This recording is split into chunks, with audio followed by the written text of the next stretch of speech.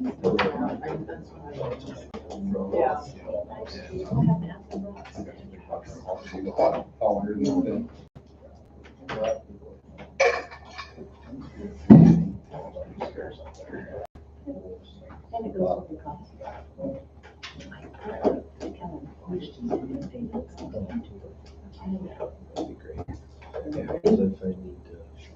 ready. Recording in progress. Good evening, everyone. I'm going to call the meeting to order. This is City Council, Monday, October 9th, 2023. Roll call, please. Mayor McGrath. Here. Tracy Snyder. Here. Jen Mazias. Here. Tom Nymus. Here. Dave Anderson. Here. John Hopkins. Here. Jared Trimble. Here. All present. Thank you. If everyone could just take a second and move your microphone a little bit closer and try to speak right into that so that the people online can hear, that would be great. And next we'll have the Pledge of Allegiance. Pledge allegiance to the flag of the United States of America and to the republic for which it stands, one nation, under God, indivisible, with liberty and justice for all.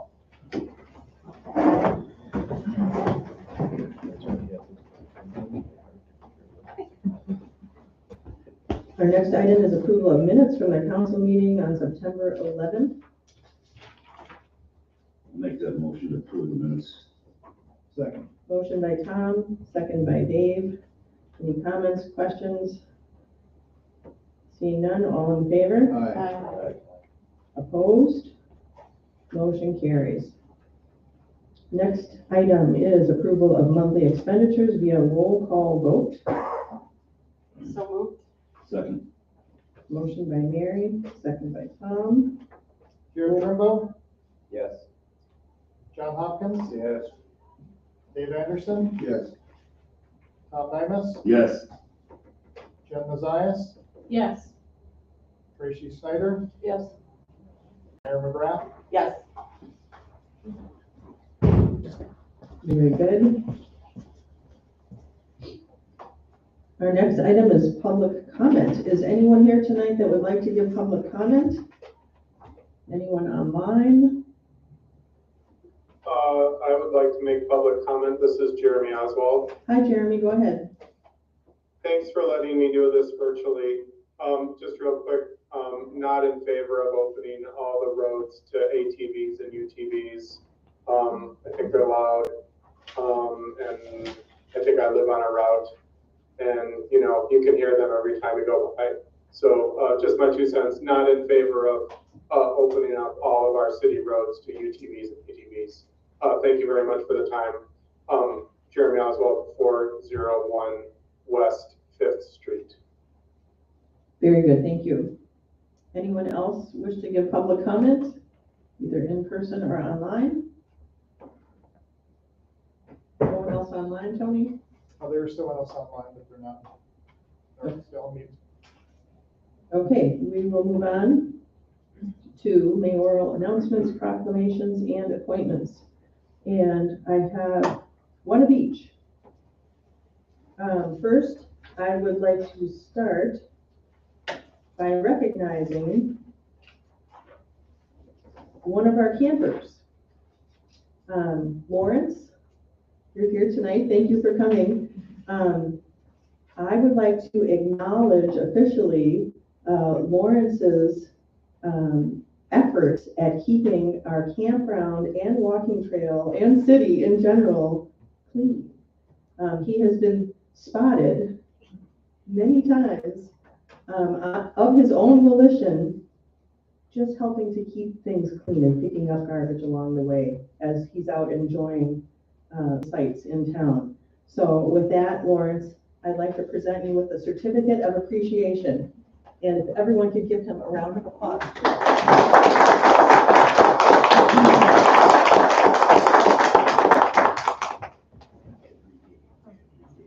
Thank you so much. I really appreciate your efforts.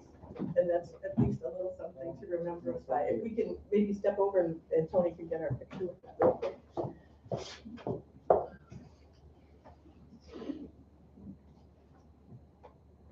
Thank you, Lawrence. Awesome. Thank you again.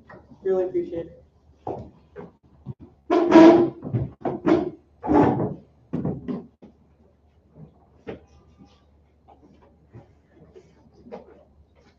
Niles may have had something to do with that recognition.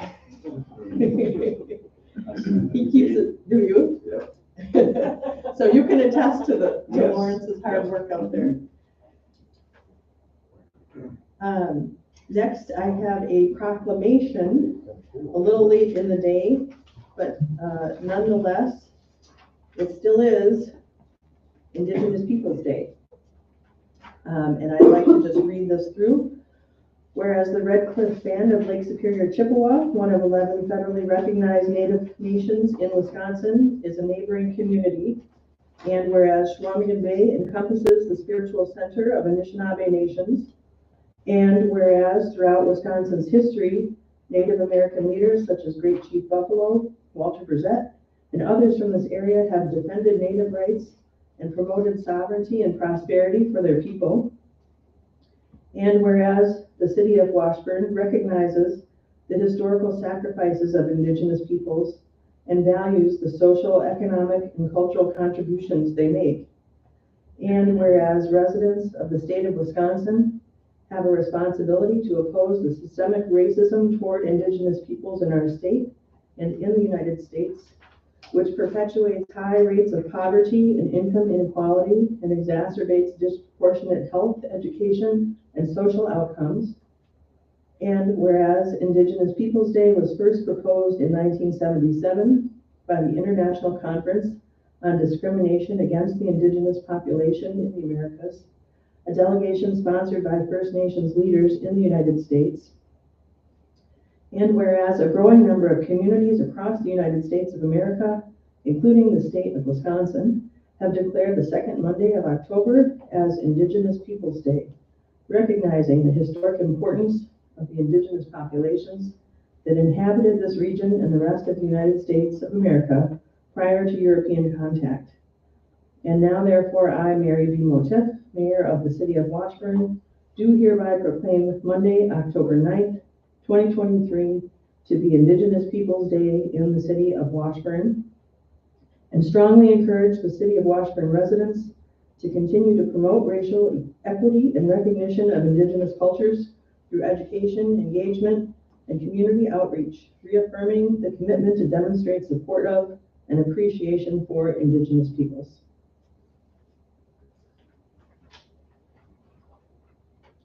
And next, I have appointments. And I have two of them, even though I believe I only have paperwork for one of them so far. But one of the folks that we appointed last time to the beautification ad hoc committee, the Bayfield Street ad hoc beautification committee, Kitty Wilson is not able to represent the beautification committee. And so we have a replacement for her, and then Delora also was not able to fulfill that obligation, and so we have a replacement for her as well. So the new person representing the beautification committee is Jen Danielson, and you'll see her application here in your packet. And then the other is John Wheeler, a businessman along Bayfield Street. And we don't yet have his paperwork, but I would assume that we would shortly. And so perhaps the motion could be contingent upon receipt and acceptance of this application. If anyone would care to make the motion to approve those two. So moved. That was motion by John, second by Tracy. Any questions? Comments? Seeing none, all in favor? Aye. Opposed? Motion carries. Thank you, everyone. Our next item is discussion and action on acceptance of bid and award of contract for Phase 1 Bayfield Street Water and Sewer Replacement Project, approval of contract amendment with Ayers Associates, appointment of responsible representative, and adoption of project budget. So this is a big, meaty item. And it's one that we want to make sure to take our time and really are, comfortable with and certain about, because of course, we're talking about a large amount of money for this project. And not only that, but we're going to have to live with the project for a long time. So I'm going to start by referring to the memo in your packet. So first, we're looking at the award of the contract. And you have your bid tabulation sheets in here somewhere. Flip to the right pink divider.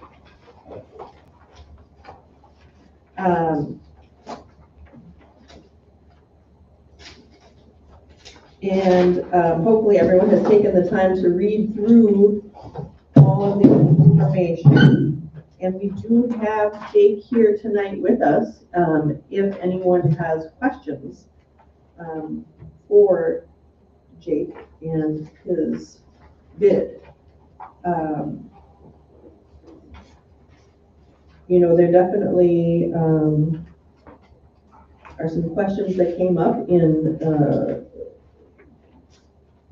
sorting through the past projects and references, and there is some concern about some of those projects that I know people have questions about. In a couple of the instances, it sounded like the timeline was not met.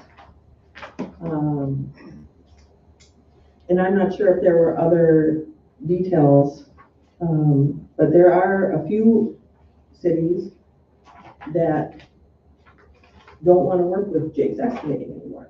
Now, I'm sure every company has their issues with certain projects and reasons for those sorts of things, but if you wouldn't mind coming forward and addressing those concerns with us and letting us know how things would be different with this major project right through the downtown of the city of Washburn, that would be fantastic. Okay, you have certain questions you'd like to ask? If you can just pull that mic up a little bit closer to you. Does anyone have specific questions that they want to ask about? Mary, go ahead. Okay, one of mine was, I noticed that there is a DOT rating for JPS and for A1, but there was no DOT rating money-wise for Jake's. Yes, we are Wisconsin DOT approved. Okay. But there was money figures attached. There was 96 million, what is it, 96.5 for A1 and 150 million for, but there was no. What page are you looking at, Mary? These are my notes. So Okay. I will go to,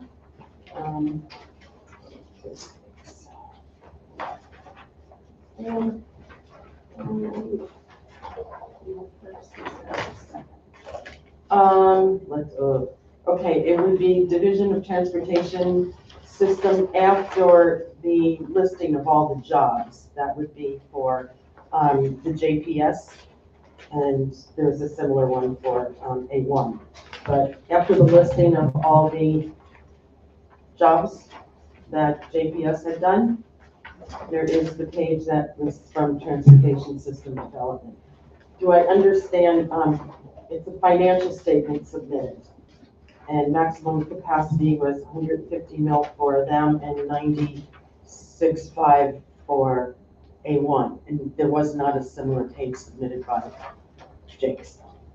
I guess we weren't requested to turn that in. I mean, a question Mike can answer. Okay. Correct. Part of the statement of qualifications request did not include what the project size rating is for the particular contractor. And primarily the reason we don't ask that question is because this is not a DOT project. This is a City of Washburn project. But the DOT, just so you're aware, maintains a pre-qualification for contractors.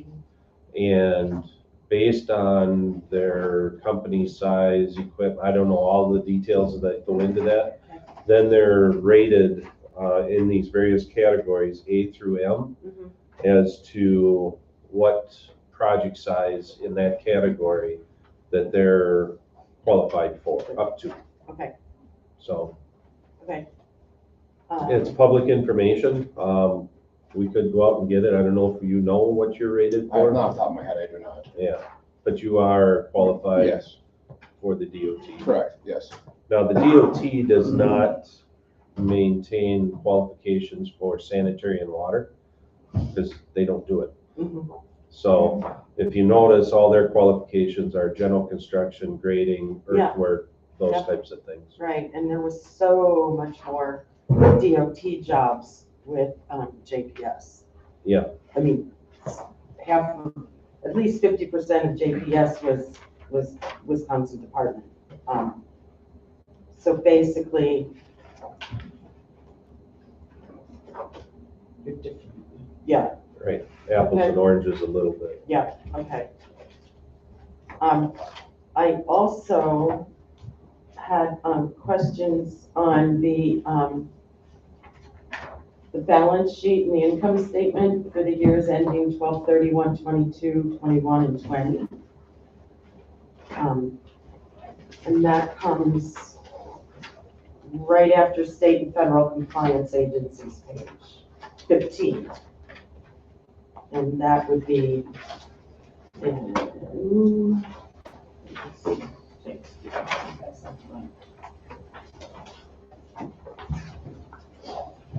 nope, sorry, wrong one.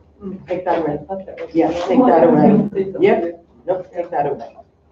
Okay, I was curious about ratings, and now that you've separated Wisconsin Department of Transportation projects versus what you put down as your jobs, it's more clear. Okay. Okay, anyone else with specific questions? Go ahead, John. Yes, this job, even if you start off with a first half, it's a very big job. Are you going to have competing other jobs with this one, or do we get you the whole time, or how does this work out? We're definitely interested in having the job done not only well, but on time. Correct, there would be a separate crew for just this job. We have multiple crews, but one crew would be just for this job, a mainline pipe crew. The whole time, the same crew. That includes equipment? Yep. Well, there might be additional crews, like a service crew that puts the water services, sewer services off of the mains. That would also be on this project too. But the mainline crew would also, it would be the same foreman, same crew throughout the job. The main crew. We also have a lot of people up and down the street here that some of the buildings were built initially back in the 1800s, late 1800s, and we have at least one that we own that is over the line. I am assuming that you have very careful workmanship. That some of this is going to be, you can take a front porch off of one place that I know of, and it's just, we're assuming that, you know, everybody's going to be taking care of things that are outside, even just barely outside of the work area. Correct. Every operator I feel is skilled that works for the company. Do you know who the foreman would be for this project? Yes. Who is that? Jake Miller. Okay. Thank you. Tom? You do have enough equipment that you would not have to pull anything off of here, and you could stay right in line or ahead of the DOT while they're constructing the highway out here. No, every crew has a piece of equipment for each crew. Each crew has, I think his question is, will you dedicate enough equipment and manpower to stay ahead of the DOT that's going to be immediately behind you building the road? yes. Like again, there's, for the mainline crew, it's a 5 to 6 man crew, and there's, excavators, dozers, there's certain pieces that go to that crew and stay with that crew. The main operator has the same machine throughout the year. So every piece that's with that crew stays with that crew. Okay, A follow-up to that would be, could you talk a little bit about, how in the past that maybe hasn't worked out? And hence, some of the situations where you're not able to go back to work for certain communities? Was that because of timelines not being met, or? I guess you could say a timeline of it. Sometimes, it could be weather dependent. Like you said earlier, every company has negatives and positives. I mean, you can find negatives in anybody's, and I'm not gonna go pick out anybody's work. And I mean, anybody can find negatives and positives. Have I feel we became absolutely a better company? Absolutely, through the years. We have very qualified people. We have done many projects. Right now, we just finished a 3-year, $16 million city street project in the city of Bessemer. That's actually just closing out right now. Went very well. There was 3 to 4 crews there, to 1 crew. So when you guys are asking about, stuff moving in and out, there might be, if you do get a little behind, we might have to bring another crew in. So I'm not saying stuff isn't going to, come and go, but the 1 crew would always stay here. But if that crew gets behind, so I'm not gonna be like, you've got OCP's equipment leaving. No, it's not, there might be an additional crew on site that day or a service crew. It depends all on time and how we would, move a crew around, or if they needed extra work, or we can get ahead maybe a little more. So you feel like you've learned over the years how to deal with those scheduling and workloads and? Absolutely. And like I said, for this project, I mean, going into it now being a fall bid, which I think a lot of communities are doing, which is helpful too, where you kind of know where you're going to put your people. Now prices, materials are really hard to get. So that's a big thing today. That's where I think a lot of communities are starting to do fall bids. So that's a big help, where you can place your people where, a lot of times there's a bid due the next day, there's another one due that day. So now we know where, let's say we start with this project, this crew is going to go to this project for this year, and it's going to take us X amount of days. One of the more recent projects that I think was problematic was Wausau in 2021. Can you talk a little bit about that one? Wausau in 2021, we did a lot of projects in Wausau. A lot of city water and sewer projects, street projects, worked for colleges, did a lot of developments. I guess all the projects went good. The Wausau project in 2021, we got the Bessemer project. I put a crew there, and we ended up being, I think, like 35 to 40 days in we had damages on that project we didn't complete in time. The qualified crew that was there had to go somewhere else at that time, where their crew didn't fulfill the needs of completing on time at that project. But I mean, the project was complete. We went back for any issues we had, restoration, anything that they needed to ask. They actually have 3-year warranties on all their projects, so we completed all the warranty work that was ever needed on any of the projects. But that was the only issue we had there. It was completed. We got behind on the project. So would you say it's because you had 2 major projects happening at the same time? Well, yeah, like getting back to, we had a $16 million project. We were just kind of starting, and that crew I kept in Wausau at the time just didn't get it done in proper time. Sure. Okay. what about Red Cliff, what happened up there? Okay, so follow from Tom and then Jared. What happened in Red Cliff? In Red Cliff? Yes, I heard there was problems up there. I don't know any problems. From what I was told from Mike that there were no issues of quality of work. It was that we wrote some change orders and they were upset about the change orders that additional work that came about. So things that you encountered during the project? That I felt we encountered, yes. Pay us for them. Okay. Jared? It seems like the city of Phillips job was a little bit rocky as well. Is there anything done to rectify any of those problems that they had? It looks like some flooded basements and backfish. Well, we had a major storm event. It shouldn't have been. The material got left open overnight. I now and tell the guys and make sure that nothing gets left open. We had a huge rain event. That the pipe shouldn't have got left open. It left open and flooded some people out. And then Mary, and then Tracy. Or Tracy, and then Ann. Okay, I just wanted you to comment on the Ashland project that you're doing now that's not been complete. Comment on the time Yeah, and management and. Well, I think there was a thing in the paper that, so the paper, I never even got notified by the paper and we never got input. I guess they were out there, I wasn't physically on the site and they talked to our staff, which they shouldn't really do without talking to a foreman or me. Like I explained to Mike also, we did have, before we started the project, they added all the lead services on that street for us as it is in a change order.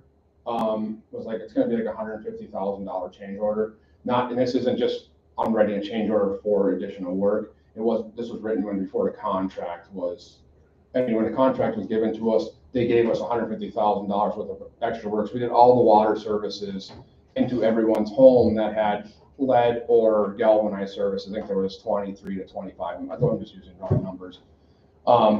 So that was an impact on our timing. So that's why the job is gravelled. We're pouring turf this week. So that's where they're adding the paper. Like I said, I never even got to discuss my point of it in the city. I don't think really, John didn't get to put his input on it either. So that's what's going on there. Thank you. Yep. Mary, and then Scott. So I'd like to know what system you have in place because we are moving forward, I hope, with an on-site construction observer. And what are the protocols? What is the system you have in place when they see something that they know is out of order or the depth of your stone or the pitch of your pipe or you know what I mean? Or that they make you stop. They make you stop because you're not doing it right according to AIRS engineering. So you're asking, I guess I really don't understand your question. So there'll be somebody thoroughly. on site watching the work Correct, that yep. you're all doing, and if Yep. they see something wrong, what goes from there? Well, they can demand to stop work. I mean, and there's a means and methods for all of your work. I mean, every contractor does things different, but it's mostly the same, I would say.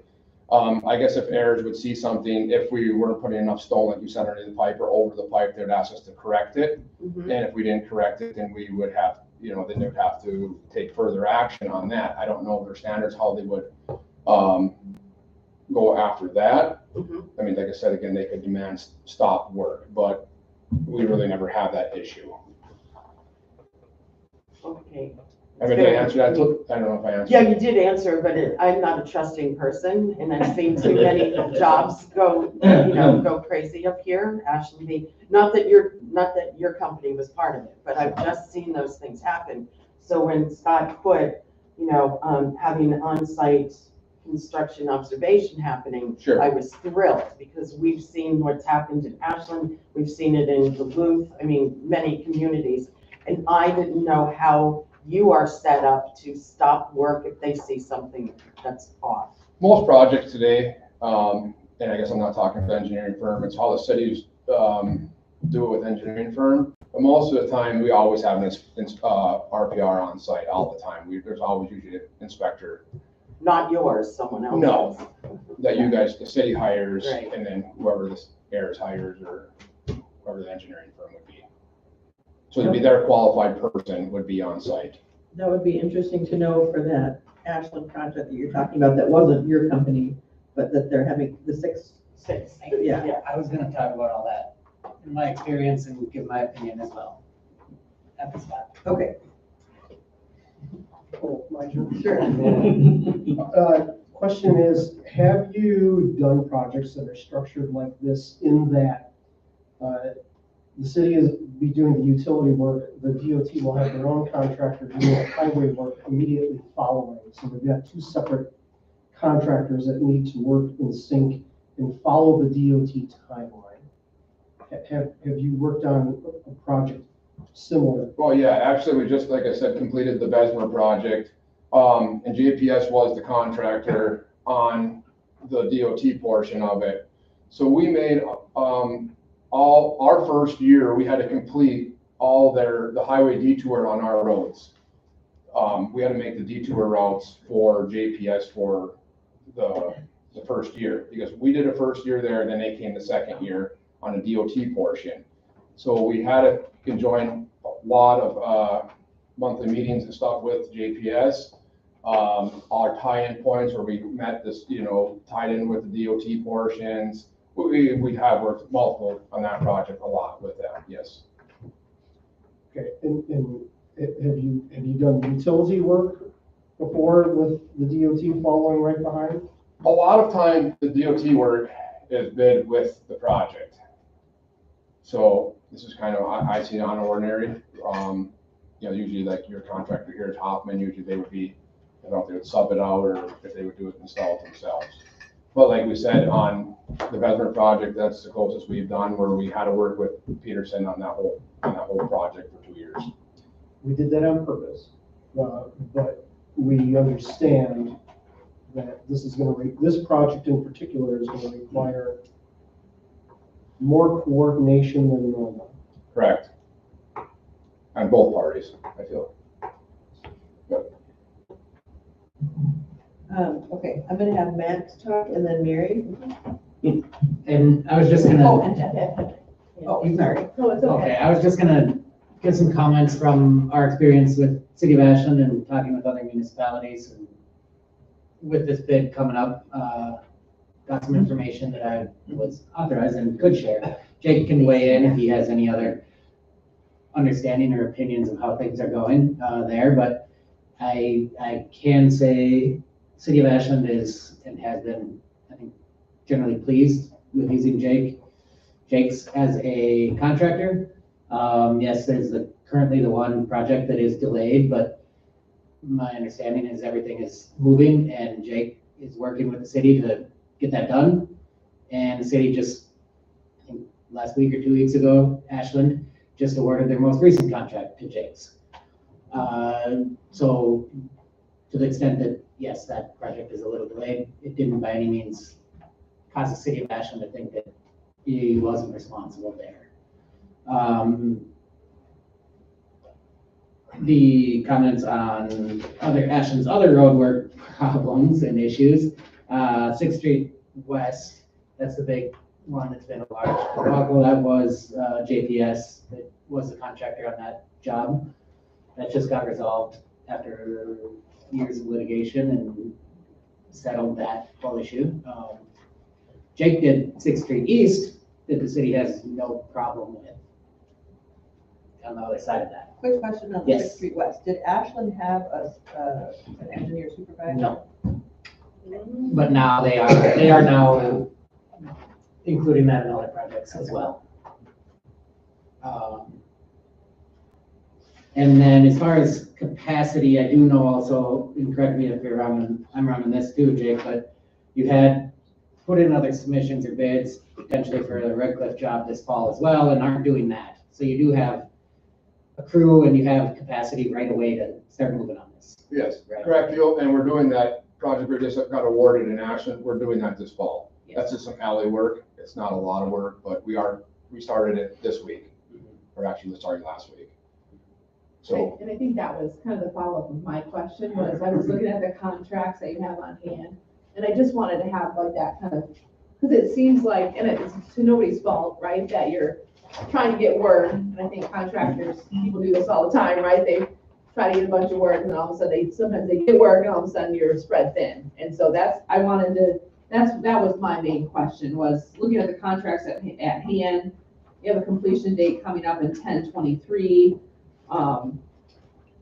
later this month. You have another one in, can't tell where it is, but that one has a completion date of September 1, 2024. And then you have another one with a completion date of August 20th, 2024. And then it sounds like you're not starting this other one. There's another one with completion date of October 1, 2025. So I just wanted to kind of hear, kind of like what we were just talking about, like the amount of crews that you have and the commitment, and then what other stuff that you might be taking on that could impact the next year of the work. Well, right, like I said, that's just nice bidding in the fall now where the contractor knows what they're getting for the following year. It feels a lot nicer, and I think you get better pricing, you get, and then like I said, again, the materials is hard to get, and also it's nice knowing that going into it the contractor knows where they can be, put that one crew or crews for the spring of 2024. Okay, so one crew dedicated, and then possibility of not overload of work where other crews can come in if needed, because I think that's the deal is, like, because we're on this time frame, if things do get behind, you have the capacity to, like, Right, and we also can't just bring all the crews here because we have to still work with other. the DOT to work in sync with them. Okay. Are you, I'll jump in quick, and I don't know if you had more, Max, that you were going to talk about. I don't think so. Are you familiar with Apple Festival traffic? I've been to Apple Fest many times, yes. So I think one of the big challenges is that we want this project to be done in time for Apple Festival traffic to not have to go on the reroute ideally. And again, that's of course partially DOT and their timeline too, but I'm pretty sure that's the timeline we have in place. Is at least substantially complete enough for driving. I believe so. That's the goal. Do you see any issues? I mean, obviously we don't know when the snow is going to melt and when you can get started in April. Is that the biggest challenge? Always. Is when you can get started in the spring? Earlier the better always is for us, obviously, like any contractor. But, I mean, that is the one time when that road is used the most. Correct. I don't know if you were here, you said you started some work in Ashland last week. But it's like you can't even turn left, across the road. You have to turn right and then left. No. It's that busy. Yep. So just wanted to put that out there so you're aware that that's a major goal.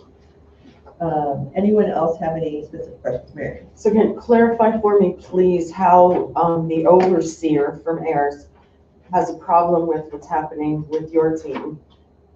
Where do you go from there? AIRS says, stop, you need 6 more inches of gravel or whatever.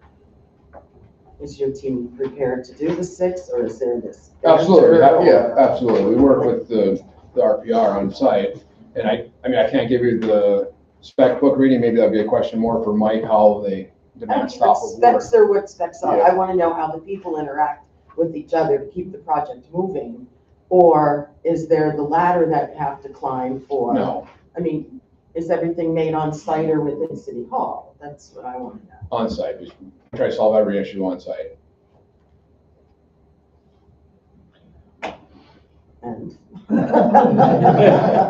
I mean, do you find that it works smoothly? Again, I'm not a trusting person, and I can see a banter going back and forth. And so is there stop orders? Is there, you're not prepared to put an extra 6 down of gravel or inches of gravel? You know what I mean? I'm just trying to see what is in place to say, if there's a problem from the AIRS side to your company, you try to fix it on site.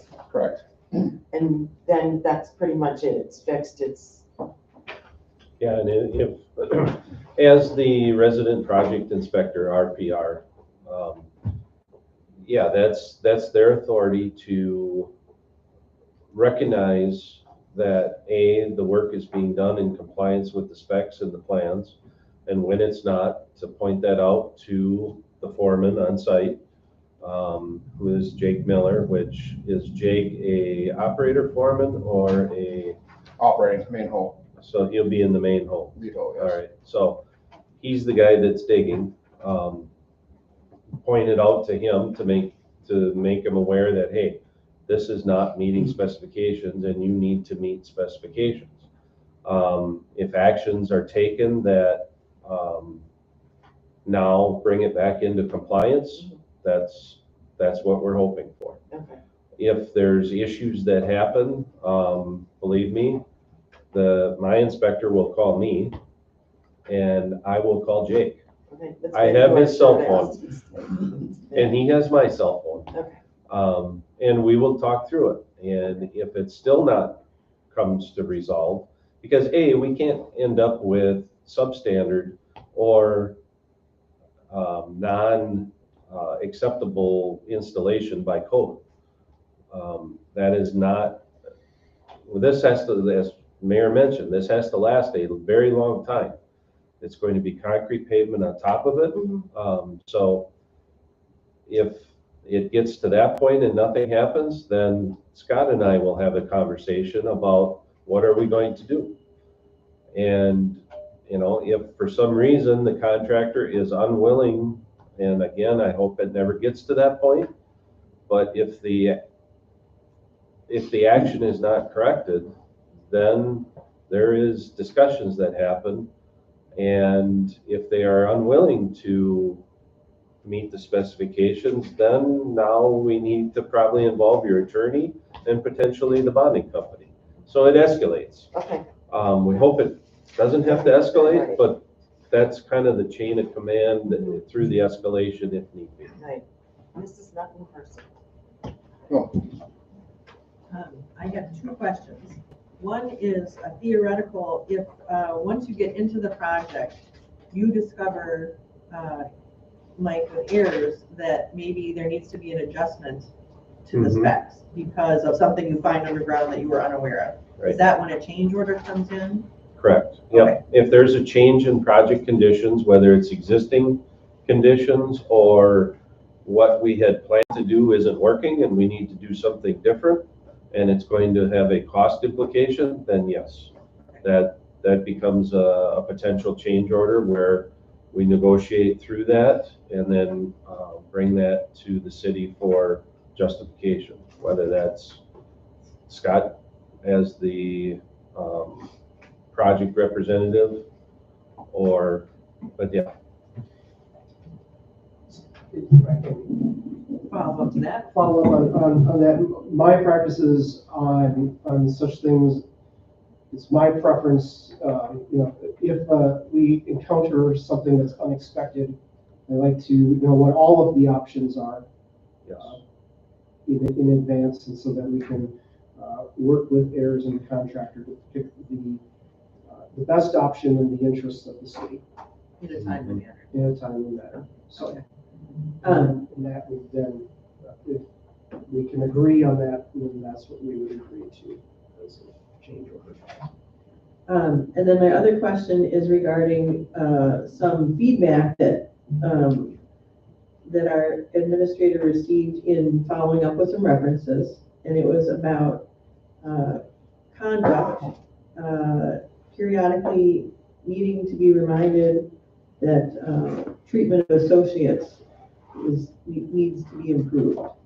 Is there anything that you can say to address that concern, or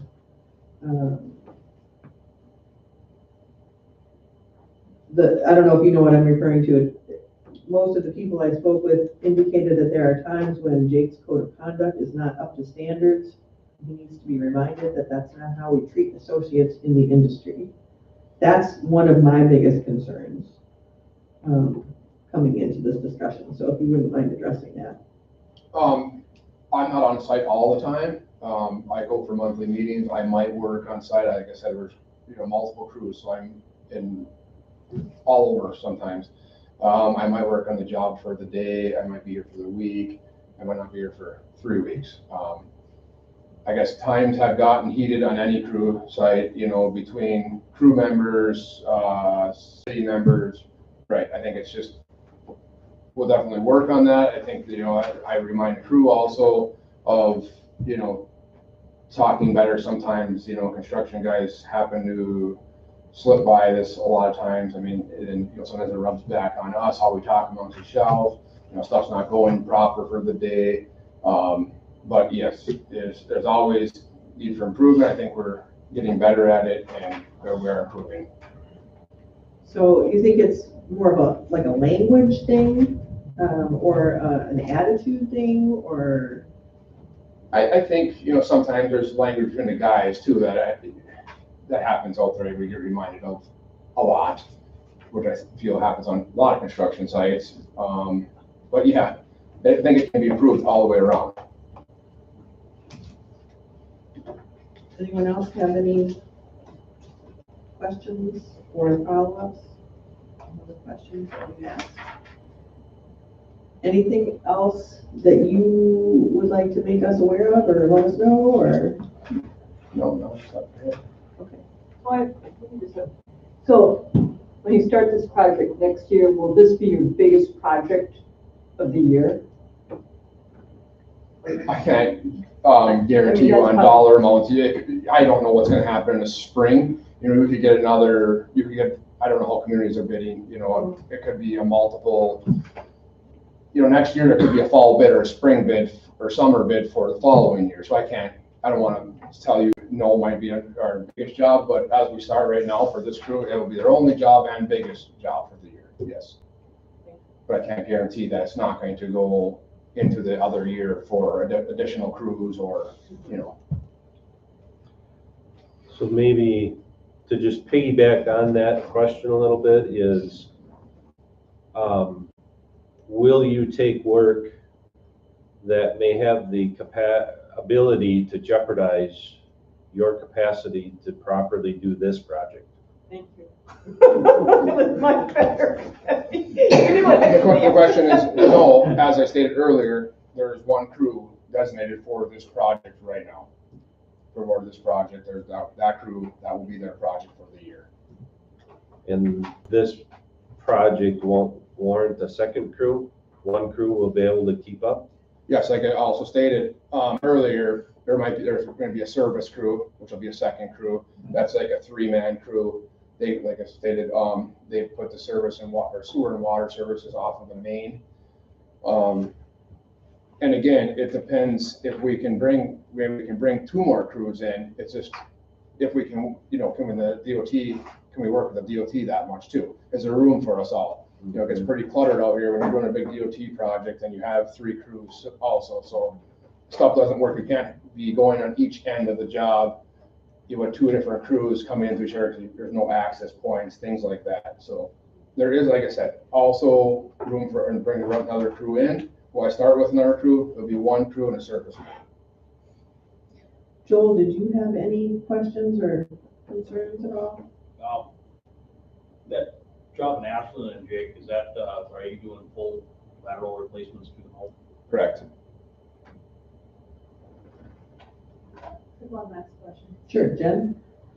And I know it's kind of an odd one, but the amount of difference in the bid price, obviously you didn't know what other people are bidding, but then when I look at like kind of the comparison, and how much lower you are, that makes me like question change orders or making sure that we accounted for all of the items, and I guess now that you see this, are you, I guess I'm a little, to me, when I see this much of a difference, I'm just kind of, I just wonder if you can speak to that at all. Sure. Just in terms of.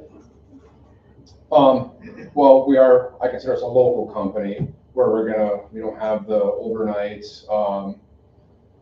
We are non-union, which is a different wage rate, this is still a prevailing wage job, so we do pay the wage.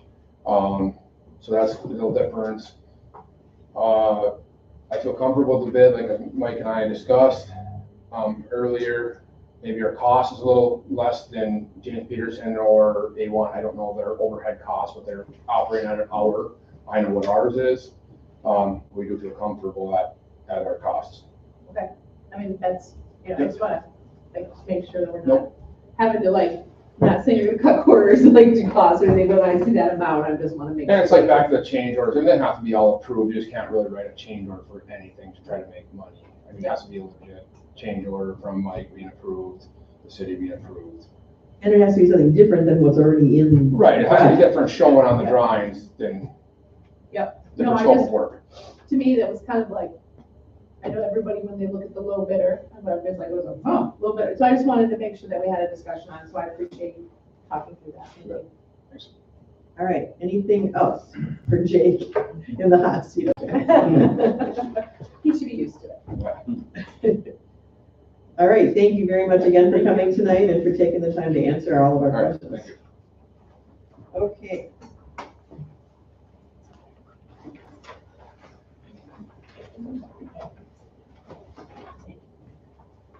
So we are looking at the award of the contract. Do we want to take these one at a time or go through all of them and make one motion for all of them? Maybe we'll just continue on with our questions and discussion, and then we'll get a motion at the end.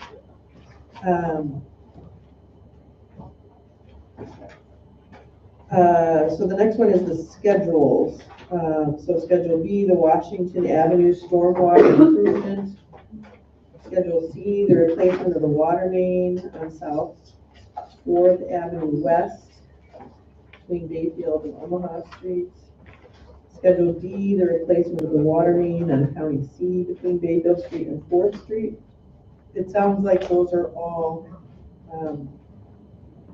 necessary. We continue on Schedule E, the replacement of a collapsing sewer main in the alley, the South 900 block of Bayfield Street. Schedule F, placement of a water main in the 900 block of Omaha Street.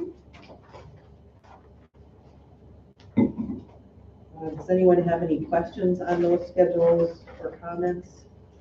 John, go ahead. Just basically a question on the one on, 4th between, Bayfield and, let's see, and South. Omaha. Omaha, yeah. When does that start? So I'd let Mike if he wants to, but when would that start? It's gonna be, the project is going to essentially start here at the intersection of Washington Avenue and Bayfield Street. The very first thing, if you approve this schedule, is gonna be the stormwater. Then we're gonna be doing the, starting at the intersection and working towards the west. So it's gonna be a factor of how long is it gonna take for them to get from this intersection down to 4th Street. And that's then when they would be replacing, that is an undersized water main, if I remember correctly. Correct, yes, existing is 4-inch, which does not meet state code. Yeah, we're gonna have some parking issues there, Patsy's parks everywhere, all issue there. Sure. So we may need to adjust that. It sounds like it would be completed in a matter of days. And so, Yeah, weeks, probably. weeks, okay. The water main itself would be probably laid in one day, then it'll have to cure for a couple of days, get safe sample, and then rehook the services up. Then they'll have to come back and lay the storm sewer and then build the road. So, and depending on the timing on the highway, the priority will be given to the highway. So they may go past this intersection and then ultimately, when they have time, come back and do the side streets. Because the priority for it will be Highway 13. So parking, certainly we'll have to work with them as much as we can, but there will be times that they won't be able to park there. Curb and gutter, concrete, wet concrete, they're just not going to be able to use it at that time. The other side streets would be available Yes. for parking at that time. Yeah. Um, So we'll work with them as much as we can, try to minimize the time that they can't, maximize the time that they can. But again, until we get into it, we're not going to know specific weeks or days or months. It could be at the end of the project, it could be at the beginning of the project. The reason I ask is that a lot of the main parking for Patsy's is a pull in off of that 4th Street. And then it's down the side along the ditch, then up the side on the ditch, then across our front, and then over. I think I've used most of those stalls myself, yes. It gets to be kind of amazing. In the neighbor's lot, and Yes, being a neighbor exactly across the street, we get that too. Yeah. You know, so it's just kind of, I'm just kind of looking at the fact that this is going to be either a rodeo or it's going to be something that happens, you know, because we thought about it a little bit, you know. I know that the parking always is an issue, particularly when they have fish fry projects. Will there be parking allowed, before you answer, from Omaha to Pullman on 4th Avenue there? You know, where it's next to the apartment building, basically across the ATV trail. There's that half a block there.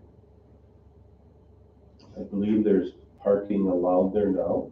I don't think it's prohibited, is it? There's nothing prohibited. I mean, clearly there can't be parking in front of any driveway accesses or anything like that. Granted, parking on the street like that is far more limited than a parking lot, but whenever space allows, as long as we don't end up with congestion issues as well, where we would have to implement a no parking just so that people would have the ability to turn around and so forth, we would have parking on the side streets. And a quick follow-up to that is, are we at all considering utilizing like the Omaha Street property for additional parking during that construction season potentially? To give people just a place where they know they can park if they want to walk downtown somewhere. We have discussed doing that. I don't see an issue with that, except during muddy times. You know, so if we can get into the summer, if we don't have significant rain events, things of that nature, we can certainly have that as a place where people can park. And we could always temporarily close that off if it is bad weather, you know, like Those are muddy details conditions. we will need to work out, because once you do something, we have it to try to coordinate what's allowed and what isn't allowed, and if we're gonna change it all the time, that becomes a problem. Just something to keep in mind, that if we are going to be advertising to people where they can park during construction, we want to make sure to know that as far in advance as possible and include it in our communications. Go ahead, Mike. And I believe through the chamber and through the DOT, the businesses, the chamber's working with businesses on some of these access issues and signing and trying to help the businesses say, come here to get to our place.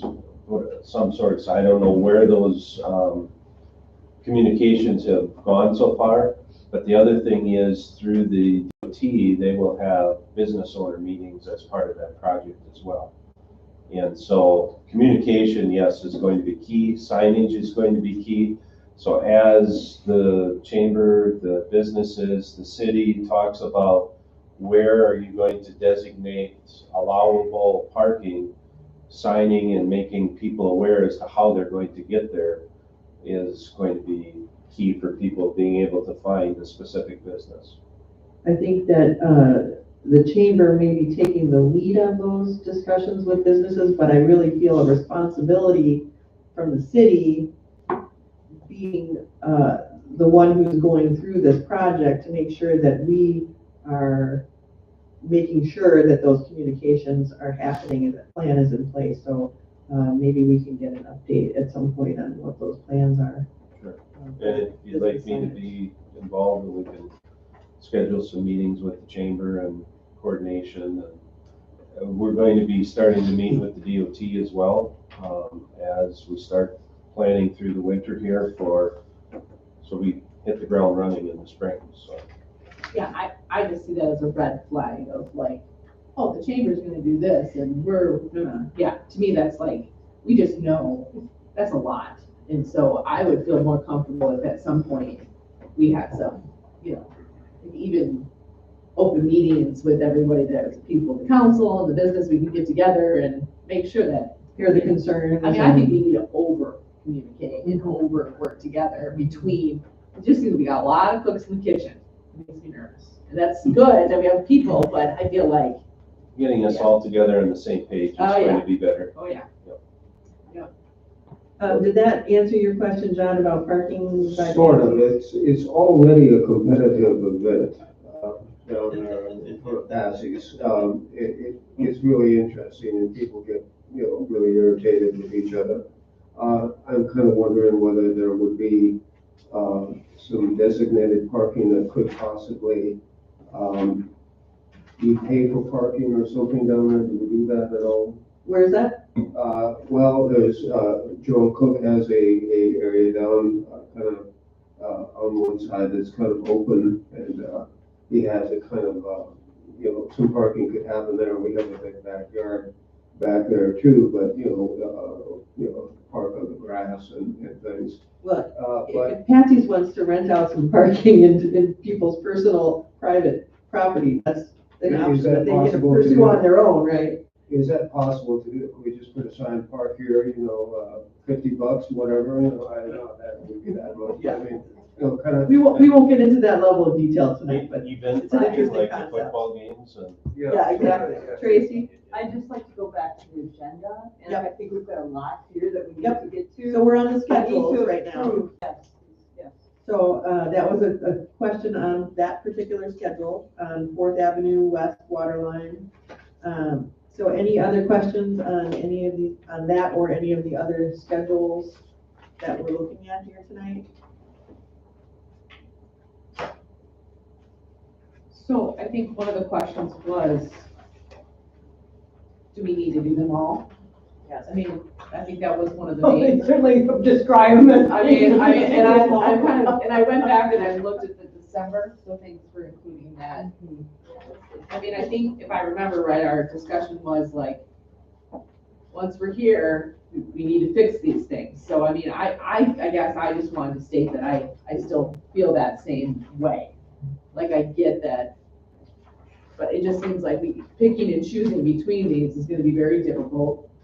But Scott, then you make me nervous because you say we have to also think of the financial piece of it. So I guess I want to, I mean, Well, if we're going with the lowest bidder, that helps make that decision a little bit. yeah, I mean, when I read them and I look at them, I mean, it's not like you're not gonna do one because it seems like once you have, it's more economical, right? Yeah, Once it's you have never gonna be better than it is It's never gonna be right better now. than it is right now. And so It'll never get cheaper. It's not gonna get any cheaper. And so I feel like when we have equipment here, if things opened up, then we need to fix them. And so I guess I just wanted to state that that's one of the questions that I still feel the same way I felt last December, that we need to fix them. You have a comment, Scott? No, it's been said. All right. Just stick that So sentence in there. if there's, Makes me nervous. if there's nothing else on the schedules, then let's move on to, what's the next? The decision on alternate bid number 1. I think, I don't know how anyone else feels, but the PVC pipe sounds fine to me. Anyone have any other feelings on that, or do you have any suggestions? The two common materials in the industry are ductile iron and PVC. PVC is newer than ductile iron, but they are both acceptable materials. The state of Wisconsin recognizes both. You can see the price difference between the two. And I know of communities that have had PVC in the ground for 40+ years. Okay. With no issues. Okay. So properly installed, yeah. Okay. Next we have the, oh, go ahead. I still have a question. Oh, sure. So the last line makes me nervous. The PVC is acceptable to the DNR except in areas where contamination exists? Correct. Can somebody tell me? So old gas stations, petroleum contaminated soils. The DOT, or not the DOT, the DNR, through a study, I don't know who sponsored the study, but through a study, they have made the determination that PVC, petroleum contaminated soils, could migrate into the PVC pipe and potentially contaminate the water, which physically, I don't know how that's possible because you've got a pressurized water system. So things go out of a pressurized system, not in. But for whatever reason, they made that decision. It's in code. So we are required to install ductile iron water main through those locations and wrap it in a plastic sheeting. So do we know if there are contaminated areas that we're gonna have to do that in? yes, yep. Then we have 2 areas identified. There were through the DOT project, they identified 7 areas. They did further investigation on 3 of those 7. And the 2 of those, they documented that there's the potential for contaminated soil within the right of way of the road. So where we encounter that petroleum contaminated soil, we would then switch from one pipe length before we get there by code, switch to ductile iron wrapped in plastic, continue through, change the gaskets from rubber to nitrile or fluorocarbon gaskets. And then one pipe length after we get out of that contamination, we can go back to C900 then. Is that included in the current bid? Yes, that is, it was designed Okay. accordingly. I mean, I get the number 22% more, but 22% more isn't like the whole project, it's just for this cost of this piece of the, you know what I mean? For the water main. For the water main. And so I just wanna, when I see it's something like 22%, everybody's like, oh, but it's, sometimes 22% is worth it if you have something that's gonna last a lot longer and not have any issues. My other last question with that is in terms of like the soils that we have here, you know, we have like some heavy clay. Is there any difference in the 2 products with soil type or anything like that? So we're good. No. Okay. No. I As don't- I mentioned, there's communities that have had these in the ground. They will document more breaks on ductile iron pipe than they do on plastic pipe. Okay, that makes me feel better. Yeah. Thank you. I But like to do things right the first installation time, is even if key. they're a little bit more expensive. So like sometimes like numbers of 22%, I'm like, well, Yeah. in the realm of things, you know, you have 10 breaks versus 20, that money can go pretty quickly. So what I'm Well- hearing is we're pretty comfortable with that decision, and I'm good with that. So thank you for the And one of the additional big information. reasons for the 8th Avenue project is because of all the breaks on that stretch. So there's some water main that has not nearly reached its useful life that you're having to replace already because of poor installation techniques primarily. And installation of PVC versus the other one, is there one that's easier to do or better or more like, They're the same. they're the same? Okay. Thanks. Question, when you're talking about contaminated soil, now did they test right across from here? Yes. Because there used to be a gas station here. Yep. There's one down by the post office, across from the post office. Used to be one. And then there was one down by East Street. And there was a fire down in the one down below, so there may be contaminated soil there. That's all been, Okay. Thank you for the information. You're welcome. okay, anything else on the PVC pipes? Then, we're looking at the, amendment to the agreement, for the site construction observation. Is everybody on board with that? Scott? It's more than just the site construction, so this is the construction administration service as well, so for our grants and other services that we need heirs for the remainder of this phase. And then also the site construction. So, And then also the post-construction for like your record drawings and updating the information that we give to Joel so he can update the Diamond Maps GIS system, so. correct. So the inspection is $168,000 plus with the other stuff, it brings it to $291,000. So when I'm looking at the project budget, we have a figure in the contract. So that's why I'm looking at budgeting $591,000. For phase one.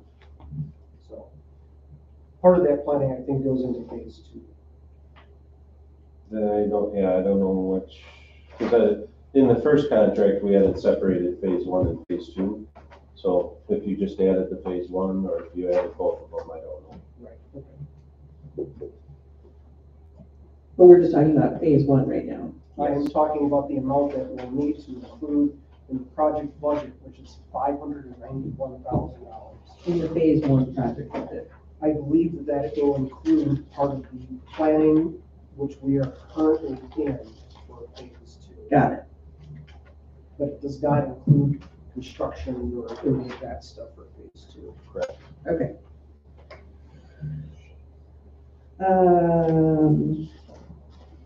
Next is designating responsible representative of the city for decisions to be made within the approved project budget. And I think it would make sense to have Scott be that person. Does anyone else have any comments or suggestions there? So I think those are all the things that we are looking at right now. If anyone has a motion, feel free to bring it forward. Ideally, addressing all of those things together. So move to accept every item that's listed. And that's with Jake's Excavating as the, Yes, yes. So award the contract, approval of the contract with heirs, appointment of responsible rep, and adoption of the project budget including those, identified here. the schedules. Yeah. Okay, so that's a motion by Mary and a second by Tom. Any other questions, comments, or discussion? Or have we gotten it all out? Did you make a decision on the alternate too? Oh, PVC. Oh, to include the PVCB is where available. There we go. Yes. Thank you. Okay, seeing no other questions or comments, all in favor? Aye. Opposed? Motion carries. Wahoo. Congratulations. Take good care of us now. Thank you. As you can see, you've got a lot of,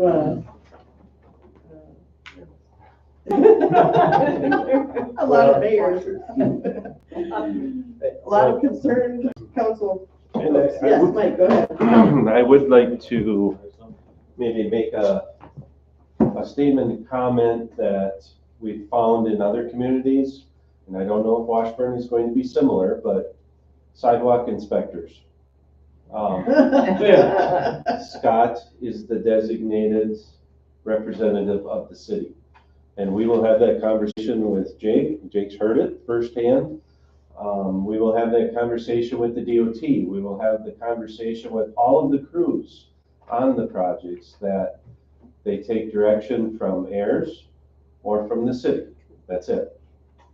And when we say the city, we mean Scott? Scott, correct.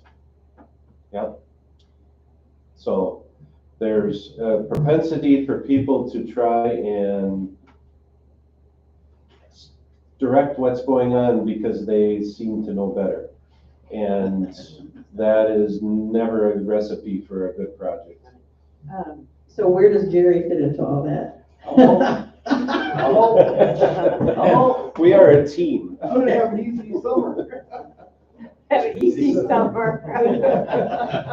And Joel. Thanks, Scott. So if I can add to that, I mean, it's been, I started doing this in '98, so, and it had the exact same line, is that, most of my experience on that has been with building construction, but, the contractor follows the plans. If they notice that there is something wrong, they bring it to our attention so that we can review our options and look at it. But if somebody else, the sidewalk foremen are looking, all the workers are instructed to just nod knowingly and keep doing what they're doing, because if they do something that is not on the plans, they're not going to be paid for that. And that's the way it is. And as far as how Jerry and Joel and everyone else, then I assure you, they will all have roles and they will all be consulted here as we have issues that we need to address, and they will help be the eyes and ears as to what is going on, and we will be working very well together. Yes, a team. Yes. Well, and it gets back to my point of like being communicative with our community, because the more that we try to be open and honest, provide places where people can come and ask questions, hold some public meetings, do some different things, because I think it is going to impact our community huge. When I talk to people about it, people still actually don't even know it's coming, right? I mean, Some don't. some don't. And I think It'll be in my December newsletter. I know, I'm just saying, like, until people start being disrupted, they don't really pay attention, right? And so I just think that we have to, even during the time when it starts, like have one within, you know what I mean? People like to do a lot of preemptive stuff, and I think that's great. But the bottom line is half our people aren't gonna start to ask questions until we start. And so I think we can be strategic. And the key to giving them good answers is pointing them in the direction where they can get good answers. Yes. Yeah. Yep. Instead of, well, go talk to Joe down at the coffee shop. He knows what's going on. And I think having a plan for parking is a really good idea. I mean, I think if we have all this stuff in place, then I think we're gonna be.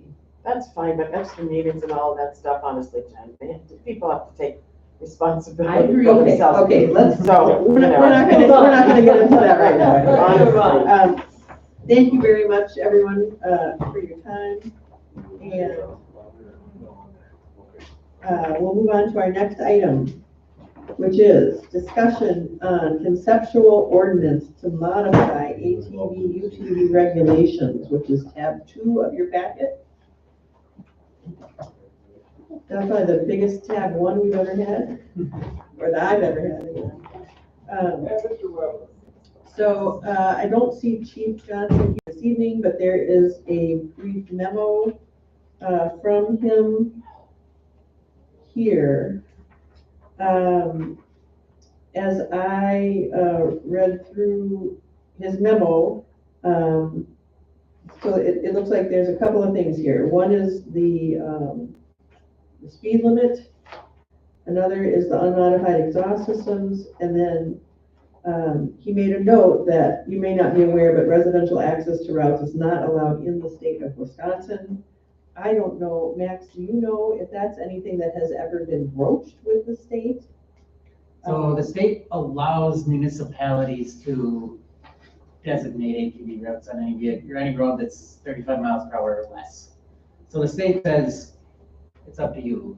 So would the municipality be able to allow residential access to trails and routes from, you know what I mean, just like they do for snowmobiles statewide? Could we do that as a municipality, say that if you live in Washburn, you can take any available, the closest route to get to the approved trail system From your door. from to- your door? Yeah. because that way we wouldn't necessarily have to open all roads to everybody. We could just say, from your residence, you can take your own ATV and get to the trail system the closest way without having to open up the whole city to ATVs. I'm unsure. I could probably have an answer by the end of the meeting. Okay. If we wanted to come back to this item. Sure. Or discuss it more, and I can Yeah. if I don't hear quick. Does anyone else, I guess, I don't know if we have to start with a motion on this, or if we can hash this around a bit. Just for clarification, It's kind of a big this is thing. a discussion to get a sense of what the city council Sure, feels sure. about. I suppose It you're right. sounds like we It's just could, a discussion, right? it sounds like he wants a change in the speed limits though, you know, designating that and the exhaust system piece. Could we, does he meaning Ken, does he want that included in the ordinance now? It sounds like he's Yeah. suggesting that those would get added. And I would agree that those two things in Those two particular things could be- should solve a lot of the existing problems that we already have. Mm-hmm. And some of that, of course, is with people who are on routes that aren't designated as ATV routes. And I get that it's challenging to enforce, when someone's riding down a road that's not technically a route, because it is easy, to take Omaha Street to get from one end of town to the other instead of getting on the trail and off the trail to go to a business. That's happening frequently, and I don't know, what is everyone else's experience in the city? Are you seeing people illegally riding ATVs, not on the routes all the time? Yeah. Oh, yeah. It's all over. Well, I wouldn't say that it's, It's pretty much all over. It's all. I don't know if it's They come, snowmobile has to stop at every corner. Well, and I They thought don't. ATVs did. They don't. They're supposed to. Right, they don't. And some of this is a matter of poor communication, admittedly. I think we don't have things marked very well. It's not easy for people to find what are the actual routes in the city, where do you find that? well, and my main question was, I was confused because it says specific routes designated. All terrain ATV routes and trails are designated in section 10.-10.3-8. But do we have 10.3.8? No, we only have 10.4. Right. 2, 3. And so I guess I wanted to see what the existing because Ken in his letter said they're not allowed by the state of Wisconsin, but then in our ordinance, it says that we have them. So I guess that's where I got confused. But I asked Jared and then Jared didn't know, so I blamed Jared because he didn't look it up for me and I was at volleyball practice. Wait, so where does it say 10.3.8? It says number F, specific routes designated. Oh, got it, okay. All terrain ATV routes and trails are designated in section 10.3.8. 10.3.8. Got it.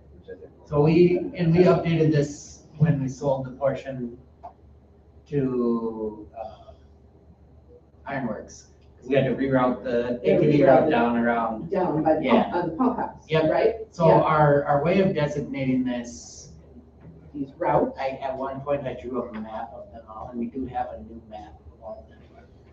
But they are specifically designated. Well, the ATV map, the countywide ATV map has an inset map of Washburn in it. But unless you have that county ATV map, it's not easy to know. Yeah, where so- the routes are. So last year or the year, in March of 22, we updated all the routes so that ATV and snowmobile are now the same. There used to be separate routes for each. Okay. There are 28 different segments listed, if you want to look at them or read them. You mean in the city of Washburn? Yes, because we describe each different road Segment. segment that it goes along in how they go there. That's for like Jeremy, his public comment earlier Oh, was yeah. he's on a route, Right. right? So technically, when you have these routes, people are supposed to go to that shorter distance to get to the trail or to get to the gas station. So by actually approving this, we may reduce the amount of people that we have this. I would say it would disperse, potentially could disperse Right. ATV usage throughout the city. It could. Max, Right. can I ask, is there a difference with the UTVs though? No. There Not on the isn't. routes. No. If they're licensed and registered to be used on a roadway and street legal, then it doesn't matter where they go. They can Okay. drive like a car. You can do that. There are That's what I some thought. that can be Modified. driven Yeah. on the street though. Okay. But they would have a license plate. Yes. Yeah. Yep. Leakers. Well, ATVs have plates now within the Yeah. street Correct. registration, right? Trailer DNR, registration plate? trailer Yeah. registration plate. Yeah. They have the back of the ATV. So, So does this conceivably make our sidewalks ATV routes? No, oh God, no. That No. was gonna limit. So They're not allowed on sidewalks. Okay, so, I mean, we can lessen the code IGA back when we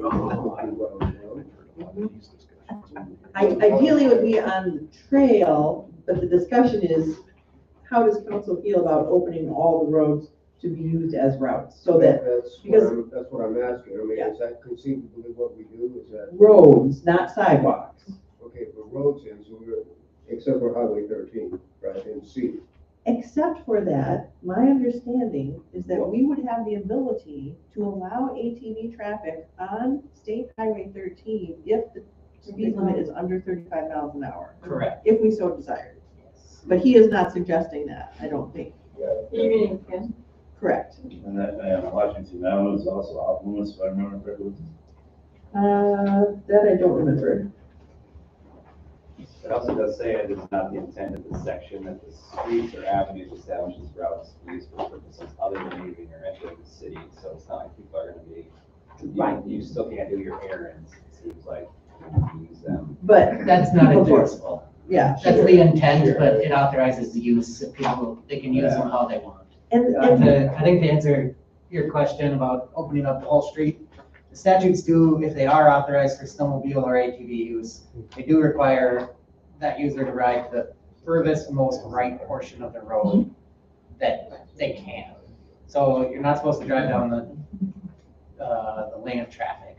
You're not supposed to drive on the sidewalk. It's supposed to be as far right as you can possibly go. in the road. So if people were driving down the middle of the road, they could get a ticket for that. Yeah, I wasn't conceiving down the middle of the road, I was just looking at it as just down the road, you know, on either side. And so, will we have people that pass on the right then, they're gonna be running over ATVs? I mean, it's just sort of like, you know, it just kind of seems like it sets up a bit of a competition there. Dave, go ahead. I spend an awful lot of time in the central part of the state, for 5 months out of the year. And, most all those cities down there, municipalities, small and larger than us, most of them have all the streets are ATV routes, signs when you enter their city, and there's really not a problem. Like, I just don't see an issue with, they don't get in my way, so I vote. It's just never really an issue. All I see is people with pockets full of money spending cash, so that's what I see. And and as far as noise, I think, I spend most of my time outdoors and I don't hear them at night. It's just really not an issue. So, Well, and part of that would be fixed theoretically by changing the ordinance to include, stock unmodified exhaust systems. Because that then would be enforceable. And that's easy to find those that need enforcing. I hear them all. right, and I think, that would, there's all kinds of like the racing four-wheelers that have these crazy exhaust systems that are allowed, yeah. But I think for the most part, what you're gonna find is husband and wife tooling around on The a UTV. UTV or a four-wheeler and spending money.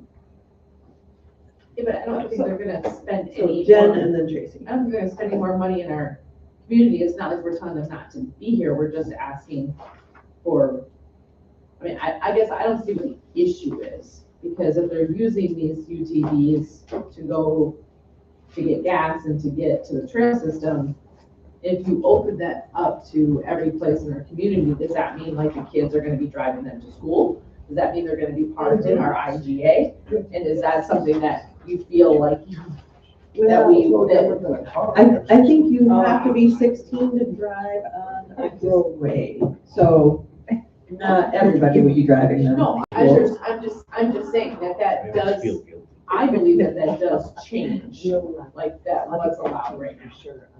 You know, I think that it is, I think that it's an important discussion. So back to Dave real quick and then to Tracy.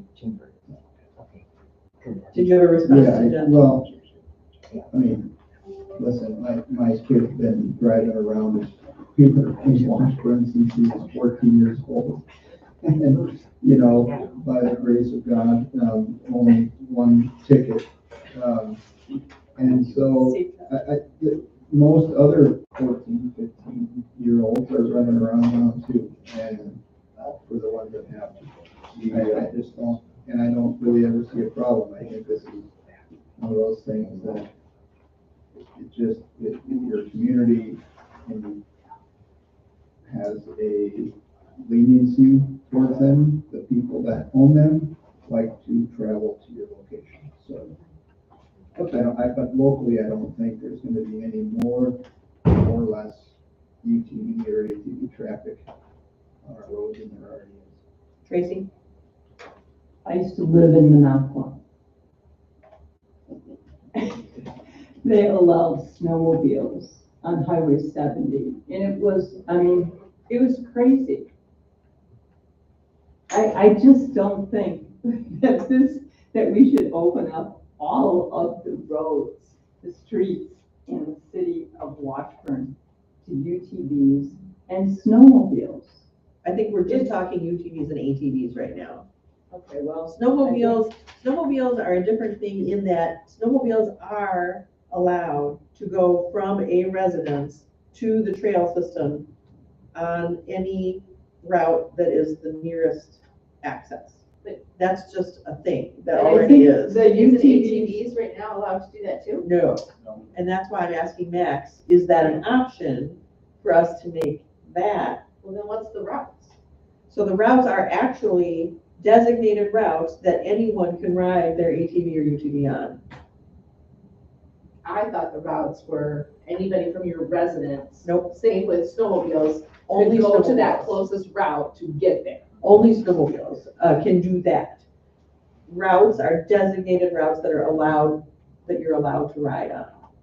So it should be signed as an ATV route if it is an ATV route legally. Right, so what you're telling me, if you don't live on an ATV route, then you can't legally take your. Correct. Now, see, I think that we could change that. That's what I'm. Right, I'm not opposed to that, but to have them willy-nilly on all of the streets, I think it would be loud, I think it could be chaotic. And the other thing is, I think that, you know, there's a culture of looking the other way for the policemen, not, you know, like. I think it's impossible to stay on top of, honestly. Yeah.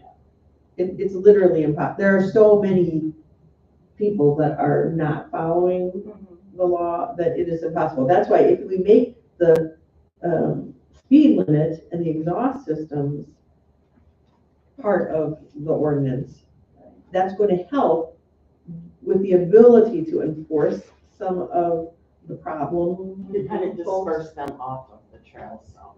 Well, Right, in a sense. and to make the law clear about what the speed limit is and about your exhaust system. So if someone is flying down one of the roads and just for that alone, they can get pulled over then if we at least adjust that part of the ordinance. Can't they get pulled over right now anyways, No. because they're not allowed to be there?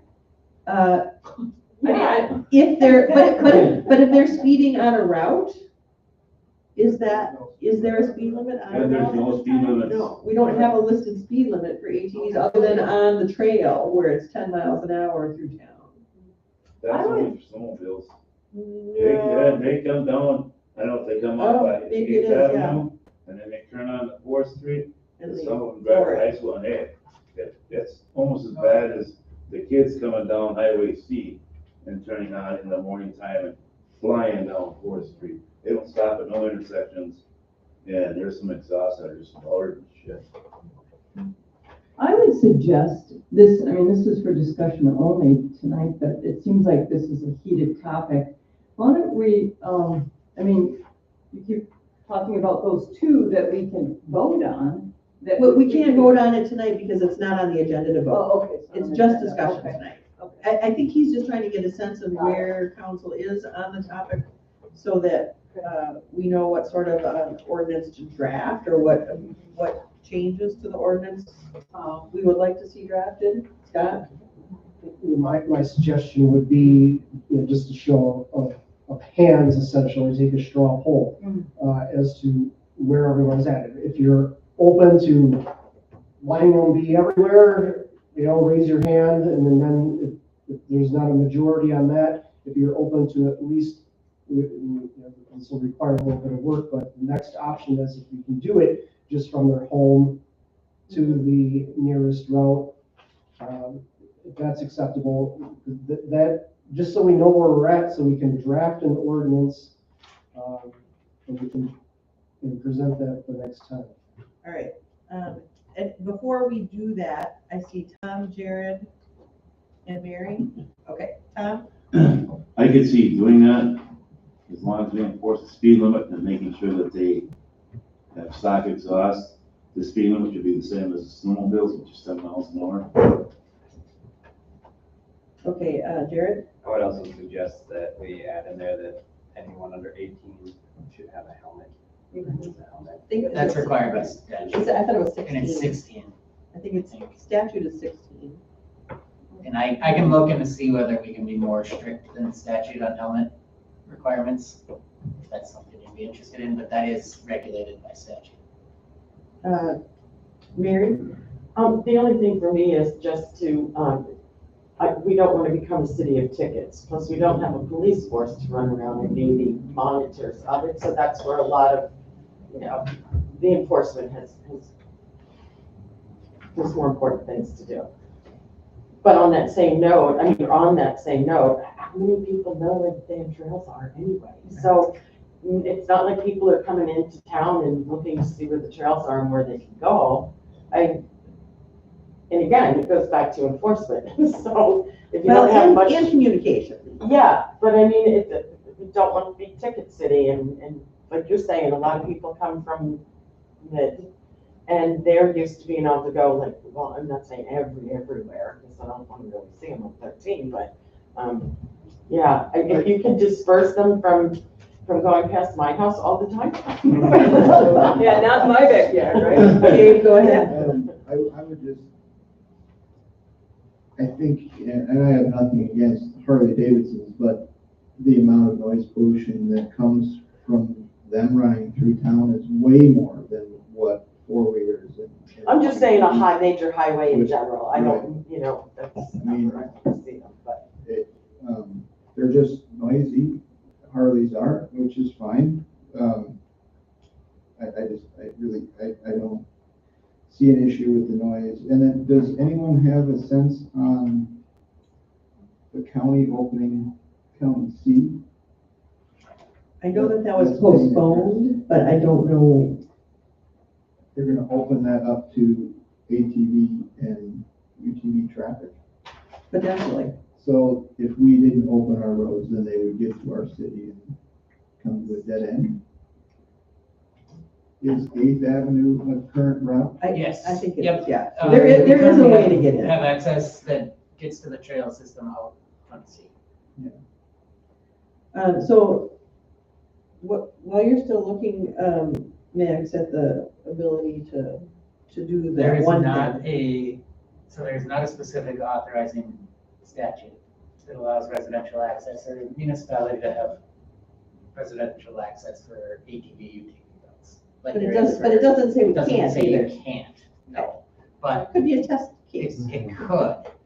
Well, I can't imagine other communities.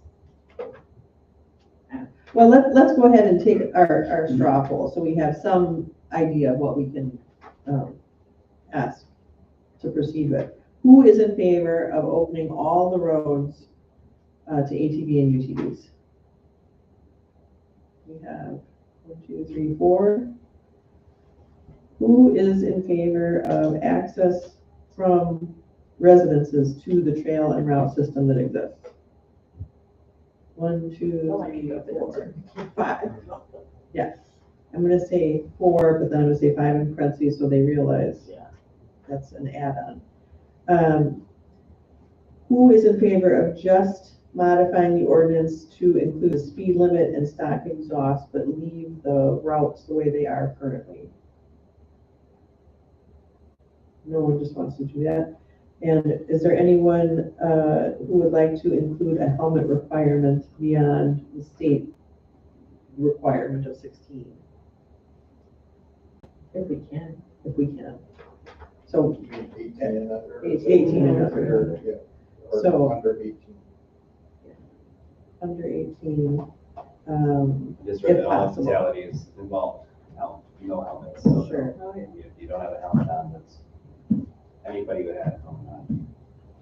And when you're putting an ATV or UTV on a roadway, Exactly. Where they're not- that chance goes up, yeah. Okay, so that's a pretty good sense of where everyone is. We'll have some further conversation about this other idea, but it's kind of divided fairly evenly with all roads versus, and then we can all get some input on this in the meanwhile and do a little, How many hands did you have on the helmet one? everybody. Oh, everybody, okay. Is there a way, Max, you can find out how many municipalities have ordinances that allow ATVs to access all of their roads? We can we can try and get that information. That So- would be good data to get. I wonder if the league would have it. The league may have it so that if you adopt any ordinance regarding snowmobile routes and use of snowmobiles, that's required to be recorded with the Secretary of State. There isn't the same requirement for ATVs and UTVs. DNR though, I The think. DNR, yeah. So it's not as necessarily required for all ATV, UTV ones, but we can find that most and try and get that information. Like townships are kind of split around here, like the town of Washburn, they opened up all their towns, I think town of Bayview did not. So it's like our adjacent townships are going back and forth on this stuff too, for sure. So I know like 2 years ago, last year, the town of Washburn did open up all of their roads to ATV and UTVs. And if you look on the county ATV map, on those inset maps, Yeah. we're trying to put on there if the town has The opened town. all their Yeah. roads. And a lot of them have. A lot of them have switched the past couple of years, but I know a couple still haven't. So it kind of goes back and forth. And, just a reminder to everyone, ATVs and UTVs are not built to ride on pavement. However, everybody's doing it. And there have not been a lot of issues with it. So, it's been tested a little bit more and a little bit more every year, and it's become a way, 9 months of the year, you can ride an ATV, whereas you can only ride a snowmobile for probably 2 months of the year. They're gonna be more versus snowmobiles. And so, let's talk to businesses, let's talk to neighbors, and see what other input we can get on this, but at least we have an idea where everybody stands at the moment. Okay, thank you. All right. I think that's enough for discussion at the moment on that. And we can move on then to discussion and action on ordinance 23-006, regulating boat launch practices and use of the marina fish cleaning station. Have 3 of your packet. Motion to accept ordinance as presented, ordinance 23-006. Motion by Mary, second by Tom. Any questions, Yeah. comments, discussion? Dave? Do we collect the fees for all of the boat ramps in Washburn? So the answer to the question is, we collect the fees for Thompson's West End Park. The marina collects the fees for the Washburn Marina boat ramp. We both sell seasonal passes, which are interchangeable. So we've had this arrangement for the past 16 years with the marina. So basically what they sell, they keep. What we sell, we keep. Of course, with any profit that the marina generates through the year, it goes through the formula for revenue for the Harbor Commission as well. So we have worked hard to make sure that the fee structure stays the same, and so that arrangement can continue. So if the public, the taxpayer, police department is going to be enforcing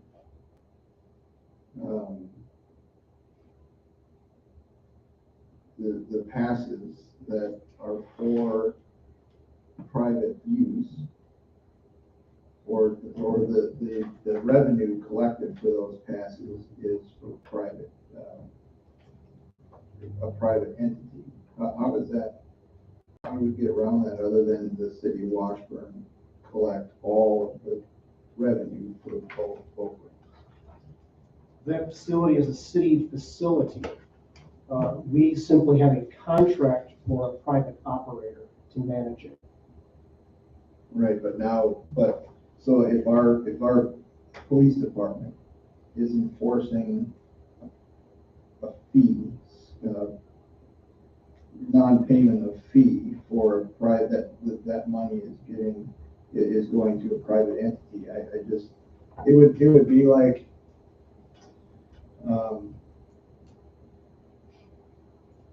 well, I don't really know of an example off the top of my head. The connection to this is a little skewed for me.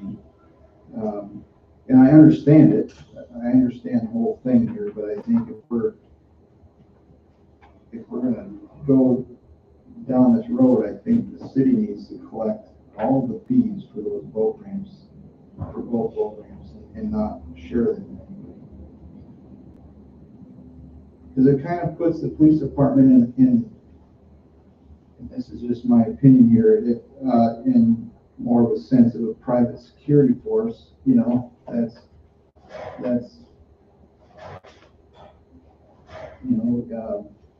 enforcing a private entity's rules rather than a law.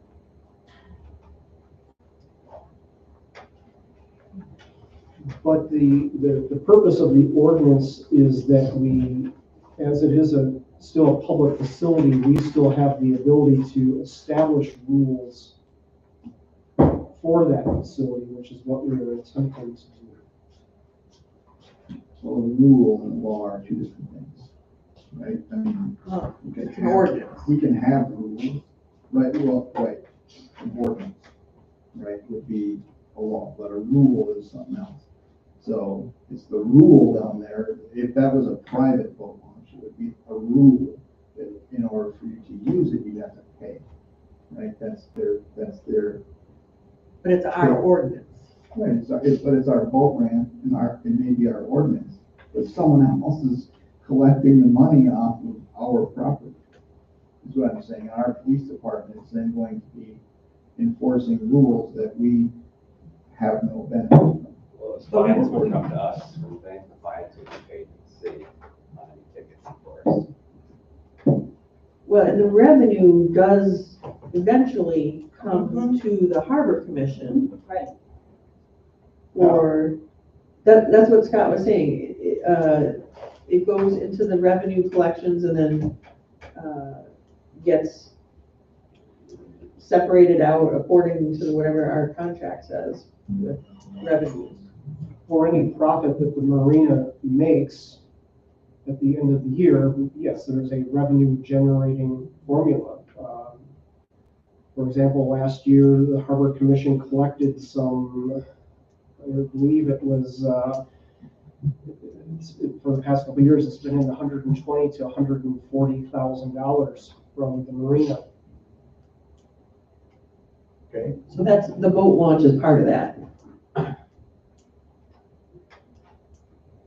Just seems a little convoluted. So I'm trying to wrap my head around, so the fish cleaning station, we're saying that anyone with a valid boat pass can use the fish cleaning station?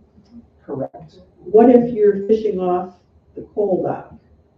We made that just so that people would, you can still use it, you just have to have a boat. So you have to it's buy kind a of boat like launch paying pass to use the facility. cleaning Not just station. anybody can wander in from Bayfield and use these facilities that do cost a lot of money. These fish Gotcha. fryers are not cheap and we have to keep Sure, fixing sure. them and upgrading them. So, And we're encouraging people to not skin the fish, is that the thing? yeah, and I think Nick was telling us that's part of the state regulations. You're supposed to leave water skin on to identify the fish. You're not supposed to do all that. We did get a better grinder, I think. to help After some deal with initial of issues, that, yeah. But I mean, It's still a problem though.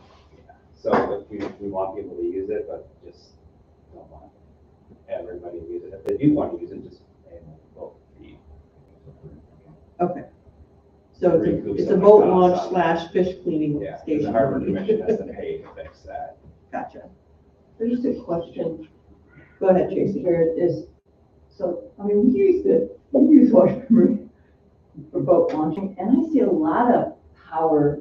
And there's a sign there, and there's no one, I mean, who is monitoring this? Because this isn't a new ordinance. I mean, there's a sign that says, I don't know if that's. no power. Marina employee. So that's never been enforceable.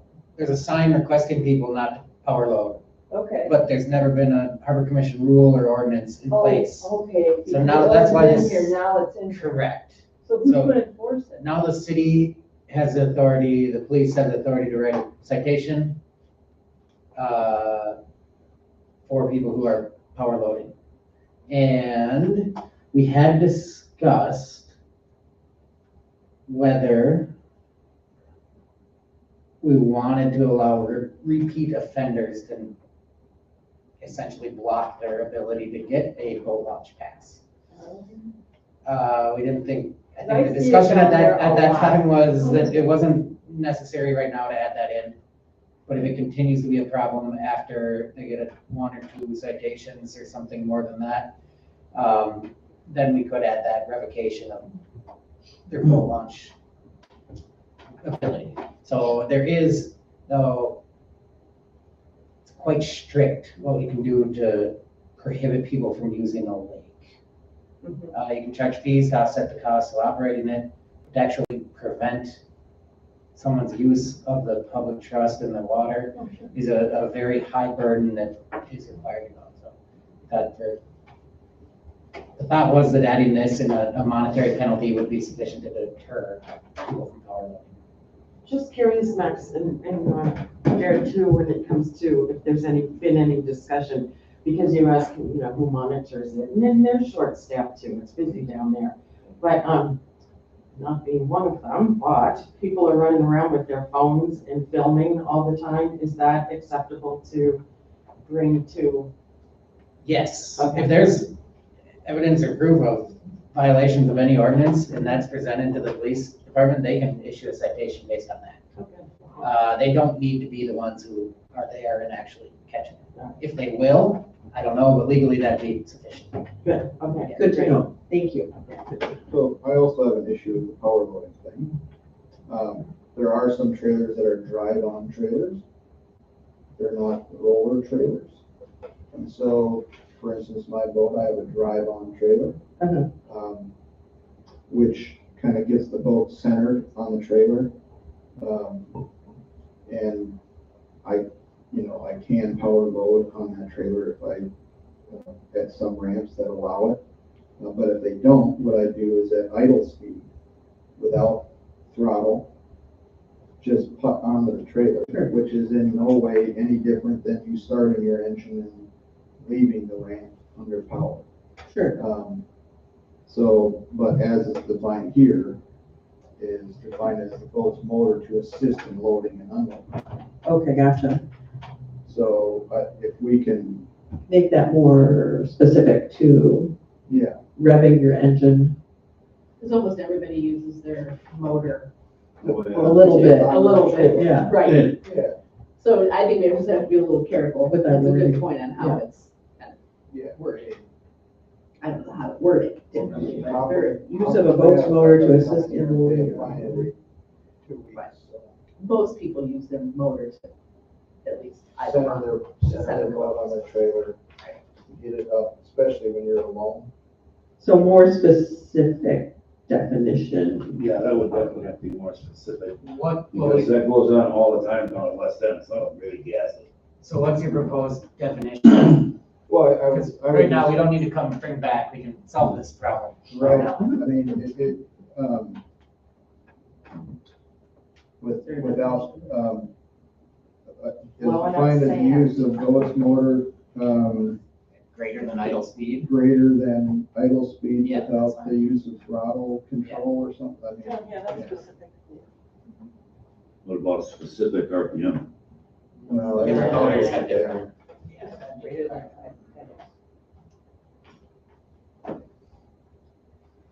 Okay, I will add a, Power, And I will accept that change in the motion. with a more specific definition of power loading.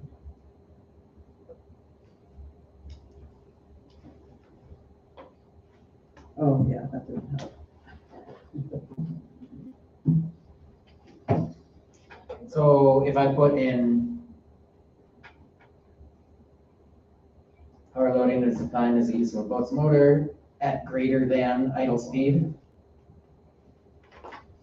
Yeah, I mean, Or, I would say without the use of throttle control, like acceleration, because I mean, idle speed, Yeah, it's different. So how about use of a boat's motor to assist in loading or unloading in a manner that causes a wake or well, there, you could do that. in a manner that causes a wake or Yeah. Disturbance. backflush, what's it, not backflush, Because that's really the issue, right? yeah, Prop wash, prop wash from the boat's motor.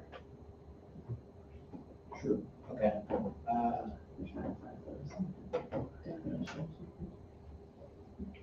And what you're trying to avoid is the people that are using it at proper speed. 4,000 or 5,000 RPM, putting the boat on their trailer, like I like to do because it's easy and when I can do it, I do it. But it's usually a full concrete ramp that doesn't get washed out, so. Yeah, that's the problem there, it's been Yeah. damaged pretty badly. Okay, you pretty good with that? Yeah. So, We trust you. So, boat on or off a trailer in a manner that causes a wake and or prop wash from the motor. Then I'm gonna just put in very clearly in the ordinance, for purposes of this ordinance, using a boat's motor at idle speed does not violate this provision. No. Okay. Just so people, it's very clear there, that there isn't. Right. So any There's a video, distinction. yeah, any video or any, to prove a violation of this, you'd have to have some show that water was Water. splashed up, there's some additional, not just having the motor on. All right, so, Mary and Tom, you're fine with that? Mhm. Okay. Any other questions, comments, or discussion? So I guess I just want to understand this whole fee thing again. I mean, we're, the marina collects a $10 fee, daily use fee. How much- Currently. Currently. Yeah. How much does the city see of that? $10. Do you know offhand that? So that $10 would go into the revenue that is generated by the marina as a whole. The profit sharing formula at the end of the year, so whatever profit is generated after marina expenses is going to be split. It's not exact because there are different levels, but I will say it is close to 50-50.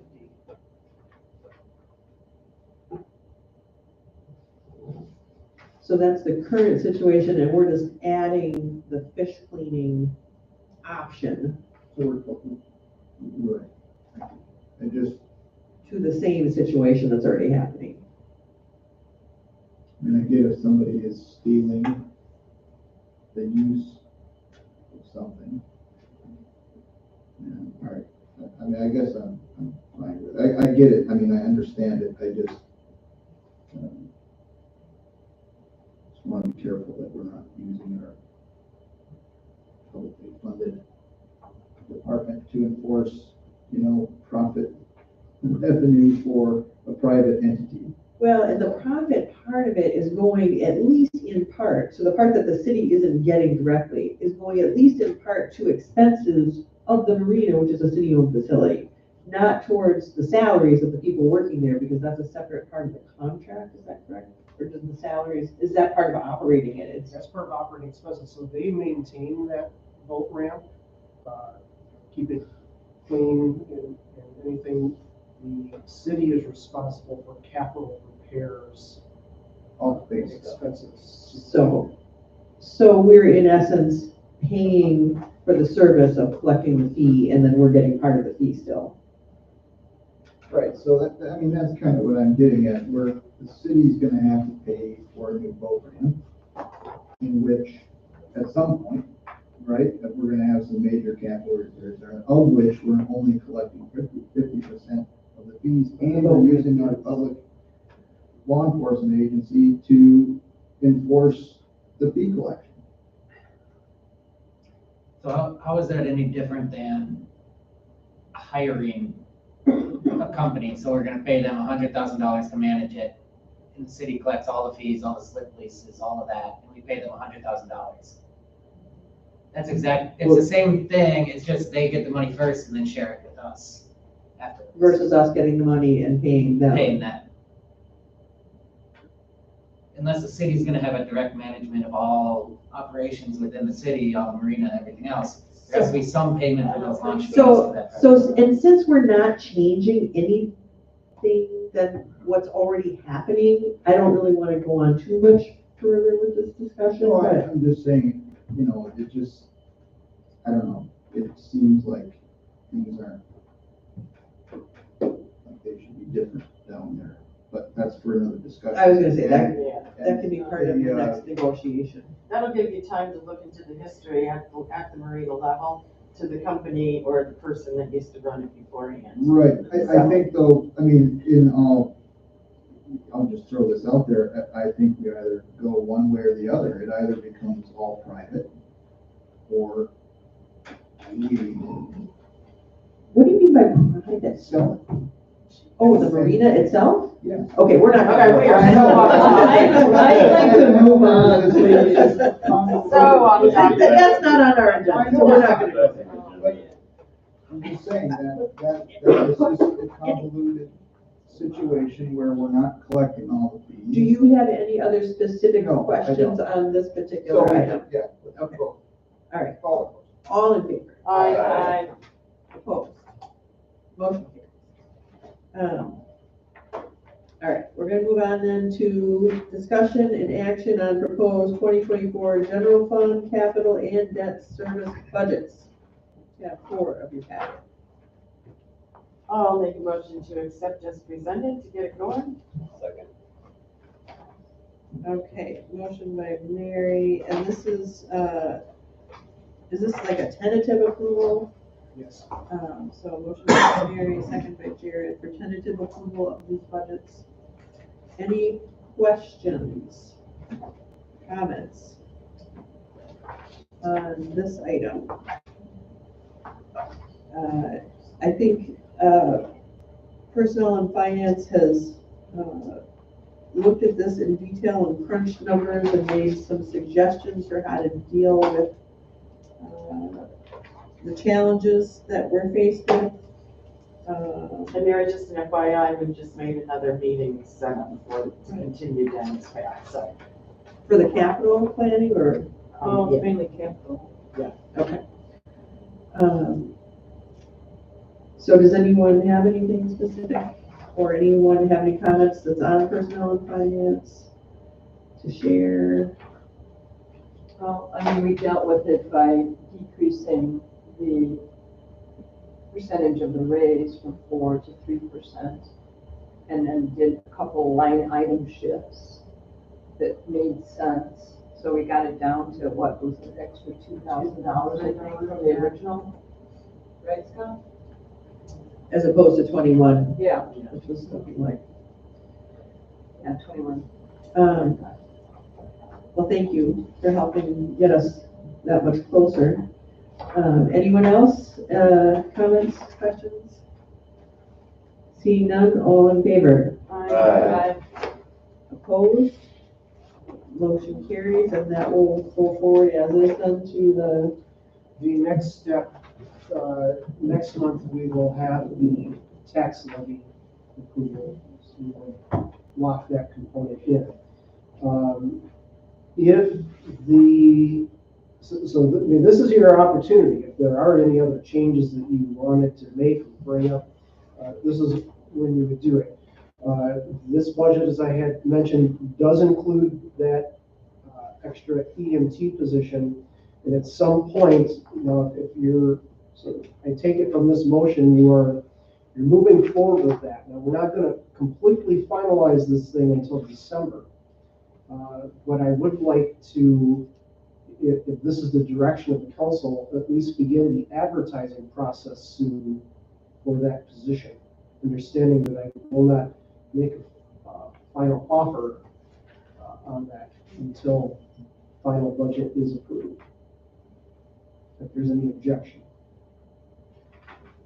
I think, is everybody accepting the fact that that's the direction we need to go in to make sure that everything is going to be covered from here moving forward, is that we're going to need to go to that at least third full-time EMT position to make sure that we can meet our responsibility. All right. Next item then is discussion and action on proposed 2024 fee schedule in tab 5. Motion to accept as presented. I'll second it. Motion by Mary, second by Tracy. Any questions, comments? Discussion. Jen? I think the only thing is, I'm okay with, yeah, I just think in the future, we can still kind of look at those camping fees. I think that's one of the things the Parks Committee can help out with in the future. I get, like, next year it makes sense because it is gonna be disrupted. I think that's a good call. But just walking down there and some of the things, like, when we do our comparisons, like West End Park, like, you know, the space is so nice between those, and we allow people to, like, park their boat there all year and extra vehicles, where in a lot of campgrounds, that's, Maybe there's an extra charge for there's that. extra charges for that, and I'm fine with it, but I just want folks to know in the future the Parks Committee is gonna be taking a little bit heavier look at that, because we're comparing ourselves to other campgrounds, but we're not comparing apples to apples, right? So we're gonna probably dive into that a little bit. I think that's a great idea. That's an excellent point. Those sites are certainly being fully utilized. Which is great, but I think it's also a service that we have to, I think we can account for. Sure, thank you. Appreciate that. Anyone else on the fees? Seeing no other comments, all in favor? Aye. Opposed? Motion carries. Next item, discussion and action on proposed 2024 stormwater utility budget and rates. Tab 6 of your packet. Motion to accept as presented. I'll second that. Motion by Mary and second by Tom to accept as presented.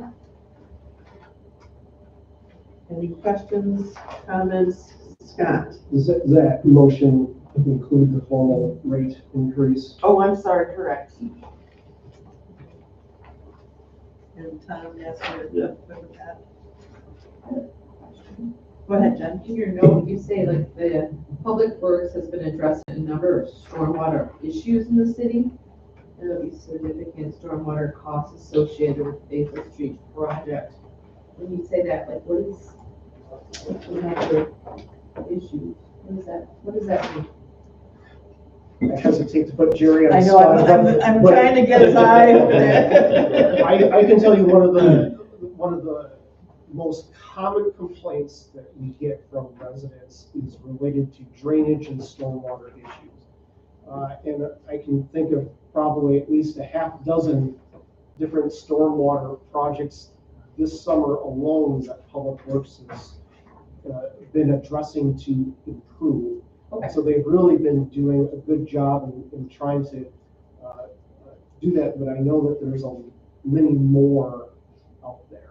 So- Okay, so just like putting additional small culverts and different things in the alley, okay, that's what I thought. And getting our existing waterways cleaned up.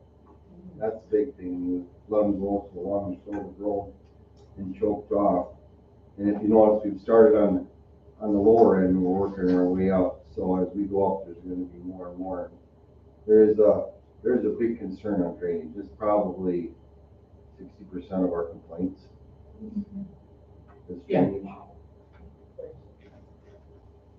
You can see why, we live on this great hill.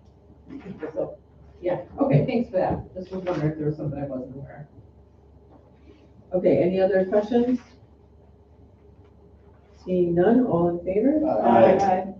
Opposed? Motion carries. Next item, tab 7, discussion and action on proposed 2024 Harbor Commission budget. And accept as presented. I'll second that.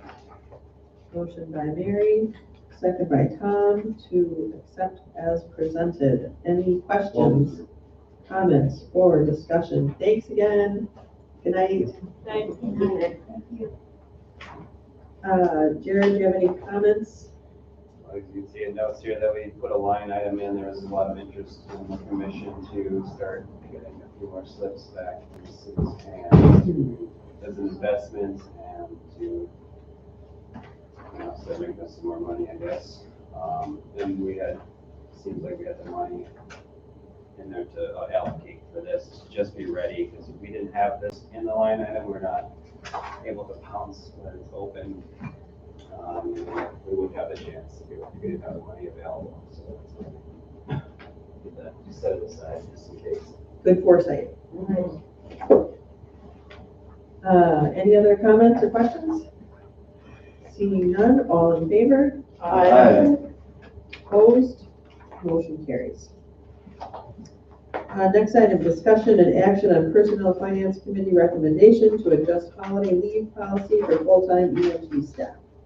Motion to accept. Well, seconded. Motion by Mary, second by Tracy. And that was thoroughly hashed out by Personnel Finance. I appreciate the time you took in working on that. Any comments, questions, or discussion? Seeing none, all in favor? Aye. Opposed? Motion carries.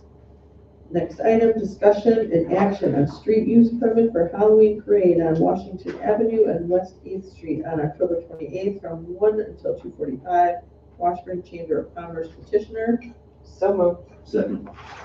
Motion by Mary, second by Tom. Questions, comments, or discussion?